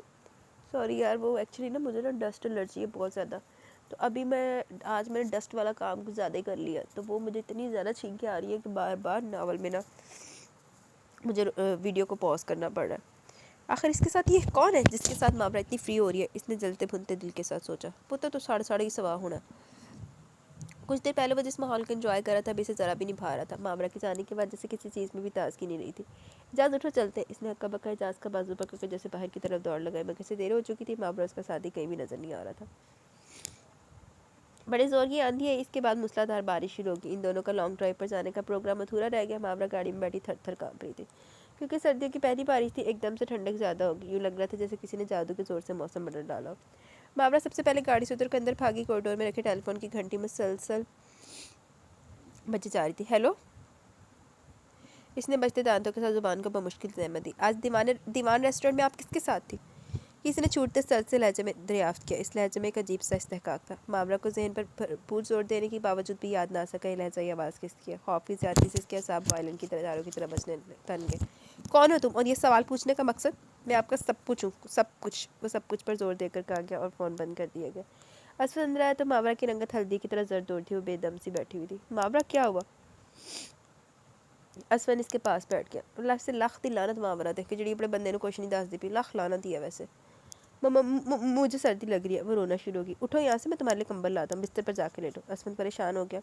ماورا کو کمبل اڑانے کے بعد ڈاکٹر کو فون کرنے کے لیے نکلنے کا تو ماورا نے اسے روک دیا۔ پلیز آپ کہیں مت جائیں، مجھے ڈر لگ رہا ہے، میرا دل گھبرا رہا ہے۔ اس نے ماورا کے نازک سے ہاتھ میں اپنے ہاتھ کو دیکھا تو رک گیا۔ ماورا کو تیز بخار ہو گیا، ساتھ فلو بھی۔ صبح اس کی کیفیت جو کی تو تھی۔ اسفن آفس نہیں گیا۔ صبح 9 بجے کے قریب فون کی گھنٹی بجی تو ماورا نے خوفزدہ نگاہوں سے ادھر ادھر دیکھا۔ اسفن شاید کچن میں تھا۔ وہ بیڈ سے اتر کر فون سٹینڈ کے پاس آئی۔ ہیلو، اس کا لہجہ بہت دھیما تھا۔ میں نے کل پوچھا تھا آپ کے ساتھ ریسٹورنٹ میں وہ کون تھا؟ وہی اس باز تحکم سے سوال کر رہی تھی۔ میں پوچھتی ہوں آپ ہے کون، اور اس طرح کے سوال کرنے کا حق آپ کو کس نے دیا؟ آئندہ اگر فون کیا تو اچھا نہیں ہوگا۔ وہ دبی دبی لیکن غصیلی آواز میں بولی۔ میں ماورا، میں آپ کا چاہنے والا ہوں۔ یہ آج کی بات نہیں بلکہ 1.5-2 سال پہلے کی بات ہے۔ میں نے آپ کو اپنے گھر کے ٹیرس پر دیکھا تھا، تب سے چین غارت ہے۔ میں آپ سے ٹوٹ کر محبت کرنے لگا، اس لیے تو آپ کے ساتھ کسی اور کو برداشت نہیں کر سکتا، کسی کو بھی نہیں۔ اس کا لہجہ آخر میں بہت خطرناک ہو گیا۔ ماورا کو سخت سردی میں پسینہ آ گیا۔ بولنے والا بہت جنونی لگ رہا تھا۔ دیکھیں، میں شادی شدہ ہوں، خدا کے لیے میری پرسکون زندگی کو خراب مت کریں۔ خدا کر کے تو مجھے صاحبان نصیب ہوا، پلیز آپ جو بھی ہے میرا پیچھا چھوڑ دیں۔ وہ ملتجی لہجے میں بھرائی ہوئی آواز میں بولی۔ سنو ماورا، میں اسد شاہ بول رہا ہوں، اب آپ کا پیچھا کسی صورت بھی نہیں چھوڑ سکتا۔ آپ کی صرف ایک جھلک کی خاطر میں روزانہ اجاز کے گھر جاتا تھا۔ مصوری کی کلاس اٹینڈ کرنے میں صرف آپ کی خاطر آتا ہوں۔ بڑی تلاش کے بعد مجھے اپنا گوہر مقصود ملا۔ کیسے دستبردار ہو جاؤ، ایک بات کان کھول کر سن لیں، کل آپ نے انسٹیٹیوٹ ضرور آنا ہے، ورنہ میں ملنے آپ کے گھر آ جاؤں گا۔ مجھے آپ کے شادی شدہ ہونے کا سن کر ناقابل بیان صدمہ پہنچا۔ اس کے باوجود میری چاہت کی شدت میں کمی نہیں آئی، بلکہ اب تو یہ میری انا کا مسئلہ بن گیا کہ کسی نے اور نے آپ کو حاصل کیوں کر لیا۔ یوں لگ رہا ہے جیسے میں انگاروں پر دوڑ رہا ہوں۔ آپ کے اسٹوپڈ ہسبینڈ کو تو میں دیکھ لوں گا۔ وہ دانت پیس کر بولا۔ اسفن کے قدموں کی چاپ سنائی دے رہی تھی۔ ماورا نے فک چہرے کے ساتھ فون کریڈل پر رکھ دیا، پھرتی سے بیل کی آواز بالکل بند کر دی۔ اس کوشش میں وہ ہانپ گئی، یوں لگ رہا تھا جیسے چوری کرتے پکڑی گئی ہو۔ ویسے لاکھ لعنت تیرے تے جہانے بھی پر بندے نے دس دی پی۔ ماورا، ناشتہ کر لو۔ اسفن نے ٹرے سائڈ ٹیبل پر رکھ کر اسے بولا۔ مجھے بھوک نہیں۔ کیوں بھائی، بھوک کیوں نہیں ہے؟ اور یہ فون ابھی کس کا آیا تھا؟ اسفن کا لہجہ بہت عام سا تھا، مگر بذات خود اس کے دل میں خوف چھپا ہوا تھا، اس لیے سے یوں لگا جیسے اسفن کو پتہ چل گیا کس کا فون تھا۔ رانگ نمبر تھا۔ اس نے نظر چرا کر کہا اور ہاتھ آنکھوں پر رکھ کر انہیں زور سے مسئلہ جیسے کچھ پڑ گیا ہو۔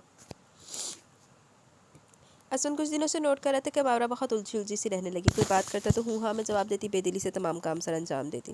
اس کے رویے سے ہر قسم کی گرمجوشی مقبول تھی۔ وہ صورتحال سے چنچلایا سا رہنے لگا۔ ماورا کی اتنی بھرپور توجہ کے بعد یہ سرد موری اس کے لیے ناقابل برداشت تھی۔ مسئلہ یہ تھا کہ منہ سے کچھ پھوٹتی بھی تو نہیں تھی۔ اس کے ساتھ ہوتی تو یوں لگتا جیسے کہیں اور انجانا سا خوف اس کے حسین چہرے پر ہمہ وقت رقصاں دکھائی دیتا۔ نہ جانے کون ہے، یہ بولتا ہی نہیں، بس گہری گہری سانسوں کی آواز سنائی دیتی ہے۔ CIL پر جو نمبر آئے وہ سب مختلف ٹیلی فون بوتھ کے۔ بہرحال میرے اپنے سورسز ہیں، میں پتہ کروا لوں گا یہ کون ہے۔ اسفن ابھی تک ٹیلی فون سیٹ کے پاس بیٹھا ہوا تھا۔ صبح سے 10 فون آ چکے تھے۔ اسفن گھر پر تھا، یوں ہر فون وہ خود ہی ریسیو کر رہا تھا۔ میرا خیال ہے یہ فضول ہی کوئی تنگ کرتا ہے۔ ماورا کی بات پر اس نے نگاہیں اٹھا کر اسے دیکھا تو اس نے فوراً رخ پھیر لیا۔ اسفن پرخیال انداز میں اس کی پشت کو دیکھنے لگا۔ وہ اٹھ کر کچن میں آگی سے خدشہ تھا کہیں اسفن اس کے چہرے کی اڑی اڑی رنگت سے واقعات کی تہہ تک نہ پہنچ جائے۔ جو ہی وہ چاولوں کو دم دے کر ہٹی، اسفند کچن میں چلا ہے۔ کیا بنا رہی ہو؟ دال چاول۔ وہ مختصر جواب دے کر سنک میں پڑے برتن دھونے لگی۔ وہ اس کی مصروفیت بغور دیکھنے لگا، یوں لگ رہا تھا وہ قصدن خود کو مصروف ظاہر کر رہی ہے۔ برتن دھونے کے بعد خام کا کیبنٹ میں تانگ چھانک کرنے لگی، اچھی بھلی ترتیب سے رکھی چیزوں کو ادھر ادھر کرنے لگی۔ اس دوران اسفند کی تیز نگاہیں سے اپنی پشت پر چپتی محسوس ہو رہی تھی۔ گھبراہٹ میں سیدھے کام بھی الٹے ہو رہے تھے۔ اس دوران فون کی گھنٹی سنائی دی تو یوں اچھلی جیسے کسی بچھو نے کاٹ لی ہو۔ اسفند الجھا سا کچن سے باہر آ گیا۔ ماورا کی افتاؤ خزاں کیفیت اس کی سمجھ میں نہیں آ رہی تھی۔ مسٹر اسفند، ماورا کا پیچھا چھوڑ دو، وہ صرف میری ہے، صرف میری۔ سنا تم نے؟ میں اب اس کے بغیر ایک منٹ بھی نہیں رہ سکتا۔ اس کی دن رات کی جدائی میرے بس سے باہر ہے۔ یہ سوچ کر ہی میرے اندر آگ سی بھر جاتی کہ ماورا تمہارے پاس ہے، تمہارے قبضے میں۔ اب اگر تم نے اسے چھوا تو زمین کے اوپر نظر نہیں آؤگے۔ میرے ہاتھ بہت لمبے، تمہارے تصور سے بھی کہیں زیادہ۔ اگر زندگی چاہتے ہو تو ماورا کو اپنی زندگی سے نکال دو۔ تمہارے پاس پورے 8 دن ہے، ماورا کو طلاق دے دو۔ وہ جو کوئی بھی تھا آج اس نے حواس پر بم گرانے کا تہیا کیے ہوئے تھا۔ اسفند دانتوں پر دانت جمائے اس کی بکواس بلکہ اشتعال انگیز بکواس سن رہا تھا۔ اس کے ایک لفظ ہیلو کہنے کے بعد اس نے بولنے کی نوبت ہی نہیں آنے دی، نہ وہ کوئی بات کہہ سکے، جبکہ دوسری طرف والے شخص نے بات کر کے فون بند کر دیا۔ اسفند نے دروازہ اندر سے لاک کر لیا۔ وہ ہرگز نہیں چاہتا تھا کہ اس کا اندرونی خلفشار اس کے چہرے سے ظاہر ہو پائے۔ وہ تمام واقعات کا منطقی ٹھنڈے انداز میں جائزہ لینا چاہتا تھا۔ کتنا وقت گزر گیا، ماورا اس کے پہلو میں بے سد سوئی ہوئی تھی۔ اس کے دلکش چہرے پر عجیب سی کیفیت ٹھہر گئی۔ آج اسفند کو بالکل بھی اچھی نہیں لگ رہی تھی۔ وہ کروٹ بدل کر اس سے دور ہو گیا۔ کیا ماورا مجھ سے بے وفائی کر سکتی ہے؟ کیا مجھ سے شادی سے پہلے وہ کہیں اور انوالو تھی؟ بلا شبہ وہ اتنی خوبصورت ہے کہ کوئی بھی اسے دل میں بسا سکتا ہے۔ یہ اجنبی کالر بھی اس کی زلفوں کا اسیر معلوم ہوتا ہے، تبھی تو اتنے دھڑلے سے دھمکی دی ہے میں ماورا کو چھوڑ دوں۔ بہرحال میں معلوم کر کے لوں گا وہ کون ہے۔ اسفند نے گرم ہوتے دماغ کو بمشکل ٹھنڈا کیا۔ آج سے تم مصوری کی کلاسز اٹینڈ نہیں کرو گی۔ بےحد ٹھنڈے لہجے میں اس نے ماورا کو مخاطب کیا جو چائے کی پیالی پکڑے چائے کی سپ لے رہی تھی۔ حیرت کی زیادتی سے اس کا منہ کھل گیا۔ مگر کیوں؟ اس نے دھڑ دھڑاتے دل کو قابو کیا۔ اسفند کے سامنے بات کھل جانے کے ڈر سے وہ بری طرح خوفزدہ ہو گئی تھی۔ اسفند بغور اس کا چہرہ دیکھ رہا تھا جس پر بہت سا خوف بیک وقت جمع ہو گیا۔ میں چاہتا ہوں کہ تم گھر پر رہ کر جی بہلاؤ، طنزیہ انداز میں کہہ کر وہ چاہ چکا تھا۔ ان 5-6 دنوں سے ماورا سے کھنچا کھنچا سا رہنے لگا۔ ماورا کو محسوس ہونے لگا کہ محبت اس کی قسمت میں نہیں ہے۔ ہر جگہ اس کی بد نصیبی کے باعث کام بگڑ جاتا تھا۔ اس نے کبھی تقدیر سے شکوہ نہیں کیا، پر آج اسے اپنی بے بسی پر بہت رونا آ رہا تھا۔ کیا تھا اگر اس کی خوشیوں کی عمر طویل ہوتی تو بی بی ایدا ہو سکتا سی جے تو پونک دیندی، اپنا دس دیندی سارا انہوں کہ ایدا میرے تنگ کردا پہ کوئی۔ تم اپنے کپڑے اور دوسری ضروری چیزیں رکھ لو، کل تمہیں گاؤں جانا ہے۔ وہ تحکم میں اس لہجے میں بولا تو ماورا سے دیکھ کر رہ گئی۔ جاؤ تیاری کر لو۔ وہ اسے ہنوس بیٹھے دیکھ کر بیزاری سے بولا تو وہ کمرے میں چلی گئی۔ نہ جانے اسفند سے یہاں سے دور کیوں بھیجنا چاہ رہا تھا، اس میں کیا مسئلہ تھی، وہ کچھ بتا بھی تو نہیں رہا تھا۔ بیڈ روم کو اندھیرے میں ڈوبا ہوا تھا۔ اسفند نے نائٹ بلب بھی آف کر دیا۔ شاید وہ ماورا کے چہرے پر لکھے تمام سوالوں کے جوابات دینے کے موڈ میں نہیں تھا۔ اسفند بات سنے۔ وہ کوہنیوں کے بل دراز ہو گئی اور اسفند کا بازو ہلایا۔ کیا بات ہے؟ اس کا بازو چھٹک کر پرے ہو گیا۔ لہجے میں اجنبی سے رکھائی اور سرد موری تھی۔ وہ وہیں دبک کی خاموشی سے آنسو بہانے لگی۔ وہ اسے گاؤں چھوڑ کر واپس آ گیا۔ ماورا بندیشوں کے سپرد تھی۔ اسفند کا یہ اجنبی روپ اس کے لیے دل دکھانے دینے والا تھا۔ اماں اور زوبیہ نوٹ کر رہی تھی کہ وہ جب سے آئی ہے بہت چپ چپ اور دل گرفتہ سی، جبکہ وہ دونوں اس کی آمد سے بہت خوش تھی۔ دوسرے ہفتے عرشی بھی چلی گئی کیونکہ اگلے ماہ زوبیہ کی شادی تقریباً طے پا گئی تھی۔ اب ماورا کو اپنی یہاں موجودگی کا جواب مثبت لگنے لگا۔ گھر میں روایتی مصروفیت تھی، پھر بھی اسے سوچنے سے فرصت نہیں ملتی۔ زوبیہ کی الماری میں سجی ڈھیروں کتابیں بھی اس کا دل بہلانے میں ناکام رہی۔ آج اسے گاؤں میں پوری 19 دن ہو گئے تھے۔ ماورا کا شک یقین میں بدل چکا تھا کہ اسفند کو اسد کے بارے میں سب کچھ معلوم ہو چکا ہے۔ اب شاید وہ اس کہانی کو انجام تک پہنچانے کے لیے اسے یہاں چھوڑ گیا۔ یقیناً وہ کسی فیصلے پر پہنچنے کے لیے تیار تھا۔ ماورا کے ذہن میں اخبار میں پڑھی گئی مختلف شہ سرخیاں گردش کرنے لگی۔ شوہر نے بیوی کے آشنا کو قتل کر دیا۔ شوہر نے اپنی بد کردار بیوی اور اس کے عاشق کو رنگے ہتھوں پکڑ لیا اور دونوں کو گولیوں سے چھلنی کر دیا۔ شوہر نے بد چلنی کے شبے میں بیوی کو طلاق دے دی۔ نہیں نہیں، اس نے آخر میں بے اختیار جھرجھری لی۔ اگر وہ اسفند کی زندگی سے نکل جاتی تو باقی کیا رہ جاتا۔ اس وقت وہ پل سے رات پر کھڑی تھی۔ اسفند سے یہاں چھوڑ کر کوئی بھول گیا۔ ماموں یاد آ رہے ہیں؟ عرشی نیم دراز ماورا سے مخاطب ہوئی جو کب سے ایک ہی جگہ دیکھ رہی تھی۔ نہیں، وہ ہڑبڑا کر سیدھی ہوئی۔ پریشان ہو نا؟ اف، اس کی آنکھیں گویا اس کے اندر کو پڑ رہی تھی۔ ماورا اس کے سوال کا جواب دینے کی بجائے اپنی ہتھیلیوں کو دیکھنے لگی۔ جب سے آئی ہو تمہاری کھوئی کھوئی کیفیت نوٹ کر رہی ہوں۔ یہ اداسی، یہ پریشانی بے سبب نہیں ہے۔ نانو کل زوبیہ خالہ سے کہہ رہی تھی شاید تم اور ماموں ایک دوسرے سے ناراض ہو۔ عرشی نے اسے بتا کر اور پریشانی میں ڈال دیا۔ اب تو اسے اپنے برے انجام کا 100% یقین ہو چکا تھا۔ بڑی مشکل سے اس نے عرشی کو سب ٹھیک ہونے کا یقین دلایا۔ شیریں، فیصل اور فری بھی آگے کل زوبیہ کے سسرال والے شادی کی تاریخ لینے آ رہے تھے۔ گھر میں یکدم چہل پہل ہوگی۔ ماورا نے جلتے کڑتے ذہن کو زہریلی سوچوں کو مصروفیات کے سمندر میں گم کر دینا چاہا۔ بالکل غیر متوقع طور پر اسفند صبح آ چکا تھا۔ ماموں آ گئے۔ عرشی نے خبر اسے شرارتی چمکتی آنکھوں کے ساتھ سنائی تو بجائے خوش ہونے کے وہ اداس ہو گئی۔ اس کے چہرے کی رنگت میں یکدم زردی گھٹ گئی۔ نہ جانے کیا ہونے والا تھا، وہ کمرے سے باہر ہی نہیں نکلی۔ شام کے بعد اسپن واپس سے لگے، اس نے ماورا کی جھلک تک نہیں دیکھی۔ ماورا نے اپنی ساس کے چہرے پہ کچھ کھوجا پر اسے ناکامی ہوئی۔ ان کے رویے پہ کسی پہلو سے بھی کچھ ایسی ویسی بات کا اظہار نہیں ہو رہا تھا، ہمیشہ کی طرح وہ پرسکون نظر آ رہی تھی۔ اگلے ہفتے زوبیہ کی شادی طے پائی تھی، دور دراز کے رشتہ دار آنا شروع ہو گئے تھے، ہر طرف ایک رونق سی لگی تھی، پر ماورا کا دل بجھا بجھا سا تھا۔ اسے دھڑکا سا لگا ہوا تھا کہ اب اسپن جب آئے گا تو ضرور کوئی نہ کوئی دل خراش واقعہ ہوگا، شاید سچ مچ میں اسے مار ڈالے۔ میں سے حد ہی ہو گئی بی بی، ایسے ڈر رہی ہے جیسے اس نے بہت کچھ غلط کر دیا، حالانکہ اس کی صرف غلطی یہ ہے کہ اس نے اسے چھپایا۔ ماورا بیٹی یہ کپڑے پہن لو، تمہارے زیورات کے سیٹ میری الماری میں، یہ لو چابی، تم اچھی طرح تیار ہونا۔ سگیرا بیگم نے اسے محبت بھرا حکم دیا۔ آج زوبیہ کی مہندی تھی، اسپن کل رات سے آیا ہوا تھا، مگر ماورا کی ہمت نہیں ہو رہی تھی کہ اس کا سامنا کر سکے، تبھی تو وہ کمرے سے نکل ہی نہیں رہی تھی۔ عرشی نے کتنی بار کہا، یوں سر منہ لپیٹے کیوں پڑی ہو، گھر مہمانوں سے بھرا ہوا ہے، اس کی رکھائی والا تعلق انہیں کسی غلط فہمی میں ڈال سکتی ہے۔ وہ ماورا سے کہیں زیادہ سمجھدار اور زیرک تھی۔ ماورا نے ایک ٹھنڈی سانس لی اور کپڑے اٹھا لیے۔ کپڑے پہننے کے بعد اس نے بال کھولے، برش کیا۔ میک اپ کرنے کو اس کا دل قطعی مادہ نہ تھا، ہمارے باندھے گلابی ترشے ہوئے لبوں پر لپسٹک لگائی اور اماں کے کمرے میں آ گئی۔ سگیرا بیگم اور اسپن دونوں وہیں تھے۔ اسپن کے ہاتھ میں کاغذ اور قلم دبا ہوا تھا، کچھ لکھ رہا تھا، اماں مسلسل بول بول کر اسے کچھ لکھوا رہی تھی۔ ماورا کی آمد پر اس نے ذرا کی ذرا نگاہیں اٹھائی۔ ماورا نے محسوس کیا اس کی نگاہیں سے دیکھ کر گویا مسکرائی۔ وہ سلام کر کے آگے بڑھی، الماری کھول کر زیور نکالا اور سب سے پہلے تلائی چوڑیاں نکالی اور کلائی میں پہنی۔ جڑاؤ گلو بند پہننے کی وجہ اس نے لاکٹ چین پہننے کو ترجیح دی۔ بھاری بھاری زیورات سے اسے ہمیشہ سے خدا واسطے کا بیر رہا تھا۔ اس نے دوسری کلائی کو بغور دیکھا، جہاں اسپن کا دیا گیا بریسلٹ بڑے مان سے چمک کر آنکھیں کھیرا کیے ہوئے تھا۔ لڑکیاں گلے کی پوری آواز سے گانے کی کوشش کری تھی۔ کوئی وقت تھا کہ ماورا بھی ان ہنگاموں کی دل دادا تھی، پر آج اسے سب انتہائی فضول لگ رہا تھا۔ وہ قدر ہٹ کر بیٹھ گئی۔ اسپن مردانے میں تھا اور صبح سے بہت مصروف تھا۔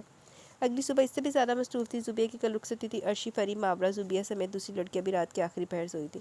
صبح صبح پھر جلدی اٹھنا پڑا۔ ماورا نے سب کے پہننے والے کپڑے استری کیے، اسپن کپڑے استری کر کے وہ اماں کے کمرے میں رکھ آئی۔ زوبیہ رخصت ہونے لگی تو ماورا نے ضبط کے بندھن ٹوٹ گئے۔ وہ جی بھر کر روئی جیسے زوبی کے بجائے اس کی رخصتی ہو۔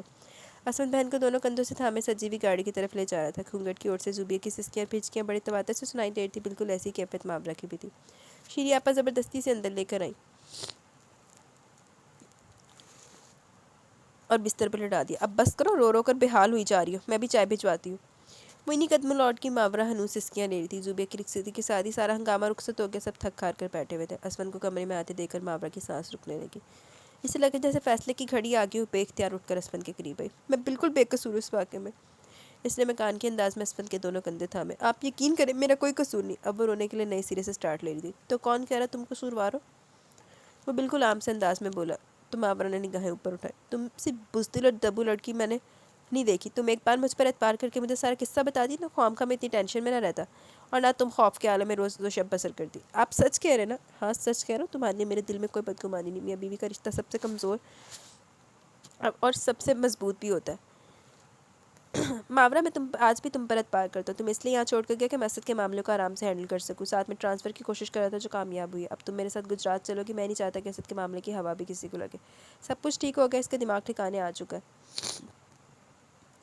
اگر تمہیں ذرا سی بھی جرأت ہوتی تو وہ تمہیں ہرگز خوفزدہ نہ کرتا۔ مجھے اعتراف ہے کہ میں نے تمہارے بارے میں منفی انداز سے سوچا، یہ چاہا کہ اس ناکردہ جرم کی سزا دوں تمہیں، پر میرے ضمیر نے گوارا نہیں کیا، اور یہاں تم نے کیا غلط فہمیاں پھیلائی ہیں کہ میں تم سے ناراض ہوں۔ میں نے اتنی ٹینشن میں وقت گزارا کہ حد نہیں، اور یہاں اماں میرا احتساب کرنے کھڑی ہوگی کہ میں میری بیٹی کو کیا کہا۔ اسپن کے ہاتھوں میں اس کے ہاتھ دبے ہوئے تھے، اس نے دوپٹے سے چہرہ خشک کیا۔ اسپن تھینک یو، آپ بہت اچھے، واقعی بہت اچھے۔ اس کی آواز دوبارہ بھرا گئی۔ میں تو سوچ سوچ کر پاگل ہوتی رہی کہ آپ مجھے اپنی زندگی سے نکال دیں گے، اگر ایسا ہوتا تو میرا کیا بنتا، وہ رندھے لہجے میں بولی۔ ماورا میں ٹھنڈے مزاج کا انسان ہوں، جذباتی نہیں ہوں کہ بغیر کسی قصور کے تمہیں اپنی زندگی سے نکال دیتا۔ اب فٹافٹ جا کر منہ ہاتھ دھو اور میرے لیے چائے لے کر آؤ، کل ولیمے کے بعد ہم اپنے گھر چلیں گے۔ اسپن کے ہلکے پھلکے لہجے نے اسے بالکل شانت کر دیا۔ بڑے رنگ برسنے چہرہ مبارک پر، کیا صلح ہو گئی ہے نا؟ عرشی اچانک اسے پیچھے سے نکل کر بولی تو وہ ڈر گئی۔ ہماری لڑائی ہوئی کہاں تھی؟ وہ کمال بے نیاری سے بولی۔ تو پھر؟ بس راستے میں غلط موڑ آ گیا تھا۔ عرشی سر پیٹ کر رہ گئی۔ مجھے تو بالکل سمجھ نہیں آئی تمہاری بات، تمہیں سمجھنے کی ضرورت بھی نہیں ہے، وہ بزرگانہ لہجے میں بولی اور چائے ٹرے میں رکھی عرشی منہ پر ہاتھ پھیر کر رہ گئی۔ اسپن کو چائے دے کر وہ پلٹی تو اس نے اس کا ہاتھ پکڑ لیا۔ بیٹھ جاؤ میرے پاس، سب کو چائے دینی ہے، اس نے اسے پیش کیا۔ تھوڑی سی کلاس تو مجھے تمہاری لینی چاہیے، کیسے اجنبی بننی تھی اماں کے سامنے؟ اس نے ماورا کو یاد دلایا تو وہ ہنس دی۔ آپ چائے پئیں، اپنا جی مت چلائیں، اس کے لہجے میں پرانی اپنائیت کی نمک تھی۔ میں جا کر کل کے لیے تیاری کروں، آخر اپنے گھر جانا ہے، وہ جا چکی تھی۔ اسفر نے شکر ادا کیا کہ اس نے درست اور بروقت فیصلہ کیا کہ وہ جس بات میں آ کر کوئی ایسا ویسا فیصلہ کر بیٹھتا تو اس کی آئندہ زندگی ہرگز خوشگوار نہ ہوتی۔ اس کے ساتھ ماورا بھی ہمیشہ بے سکون رہتی۔ ذرا سی مثبت سوچ سے آئندہ آنے والی زندگی کی بنیادیں مضبوط زندگی اور پائیدار رشتوں کی رکھی جا سکتی ہے۔ وہ بھی اٹھ کر سب کے درمیان چلا گیا۔ شیری آپا اور اماں اس کی کلاس لینے کو تیار تھی۔ ماورا دھیرے دھیرے مسکرا رہی تھی۔ وہ اماں شیری آپا کے غسیلے سوالات کا بے چارگی سے سر جھکائے جواب دے رہا تھا۔ اس وقت اسفر اسے بہت مجبور لگ رہا تھا، پر وہ جانتی تھی کہ اسفر نہ کمزور ہے نہ مجبور۔ اسفر نے اسے ہنستے دیکھ کر نگاہوں کی زبان میں دھمکی دی۔ بڑی سچی اور خالص مسکراہٹ سے اس کا چہرہ جگمگا رہا تھا۔ اماں نے دیکھا، ماورا کی مسکراہٹ کی دائمی رہنے کی دعا کی۔ جی تو گائز یہاں پہ ہمارا ناول اپنے اختتام کو پہنچا۔ کیسا لگا آپ کو ناول؟ اپنی رائے کا ضرور اظہار کیجیے گا۔ آپ لوگوں کے لیے 1 گھنٹہ 35 منٹ کا ناول میرے لیے 2 گھنٹے سے اوپر کا ناول تھا، کیونکہ مجھے درمیان میں اتنی سنیزنگ ہوئی ہے، میں نے بار بار پوز لے کے کی ہے۔ تو ناول کا نیم ہے محبت موسم نہیں ہے، ریٹن بائی نبیلہ ابر راجہ کا یہ ناول ہے۔ کیسا لگا آپ کو؟ اپنی رائے کا ضرور اظہار کیجیے گا۔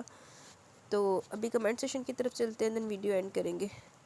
میں اگر اپنی رائے کا اظہار کروں، چلو کرتی جاتی ہوں، تو بہت اچھا ناول اچھا تھا، لیکن ماورا نے بے وقوفیوں کی وجہ سے اس کو ٹرسٹ کرنا چاہیے تھا اپنے بندے کے اوپر، اور اس میں ایک چیز کی کمی تھی کہ وہ جڑا بغیرتا نے اتنا برا سلوک کیا سی، انہوں نے انجام تو دکھایا نہیں، باقی اوورآل اچھا تھا۔ چلے کمنٹ سیشن کی طرف چلتے ہیں، دن ویڈیو اینڈ کریں گے۔ Invisible awesome super, thank you. Najma Nazir, nice novel, لیکن میں آپ کے اسٹائل کی وجہ سے سنتی ہوں۔ Thank you very much dear Najma. Najma Nazir, story کا پتہ نہیں، لیکن میں صرف آپ کے اسٹائل کی وجہ سے سن رہی ہوں۔ Thank you very much Najma dear. سبحان ملک، نائس، تھینک یو سبحان ملک۔ عائشہ، وعلیکم السلام۔ نالت ایسے بھائی پر مجھے معاف کرنا، ہمارے یہاں پر شادی تھی اس لیے میں کو کمنٹ نہیں کر پائی، سوری۔ اٹس اوکے یار، کوئی مسئلہ نہیں، آپ جیسے فری ہوں آپ تب واپس آ جائیے گا اپنی روٹین پہ عائشہ، ٹھیک ہے؟ کوئی مسئلہ نہیں، آپ سیڈ نہ ہو۔ Mahnoor, nice novel, thank you Mahnoor. Anees Bano, nice novel, زبردست ہے، بہت شکریہ اتنی عمدہ ناول پڑھنے کے لیے۔ ویلکم مائی ڈیئر انیس بانو۔ وعلیکم السلام عائشہ، آپ جیسے فری ہوں آپ ایسے آ جائیے گا کمنٹس پہ، ٹھیک ہے؟ اینیمی کنگ ناول کا نیم ناول کے اندر میں نے بتایا ہوا ہے۔ مزمل عرفان نے دل بھیجے ہیں۔ مشنز پلیز ریڈ بخت بائی میرونسا شامیر۔ ڈیئر اگر رائٹر سے پرمیشن ملی تو ضرور ریڈ کریں گے، اللہ خیر رکھے۔ الطاف احمد، اچھا تھا novel, thank you dear Altaf Ahmed. Najm un-Nisa, nice, thank you Najm un-Nisa. Saira Riaz, good novel, thank you Saira. تو گائز یہاں پہ کمنٹ سیشن اپنے اختتام کو پہنچے۔ کیسا لگا ناول؟ اپنی رائے کا ضرور اظہار کیجیے گا۔ انشاءاللہ جلد ملیں گے نیو ناول کے ساتھ، تب تک کے لیے اپنا بہت سارا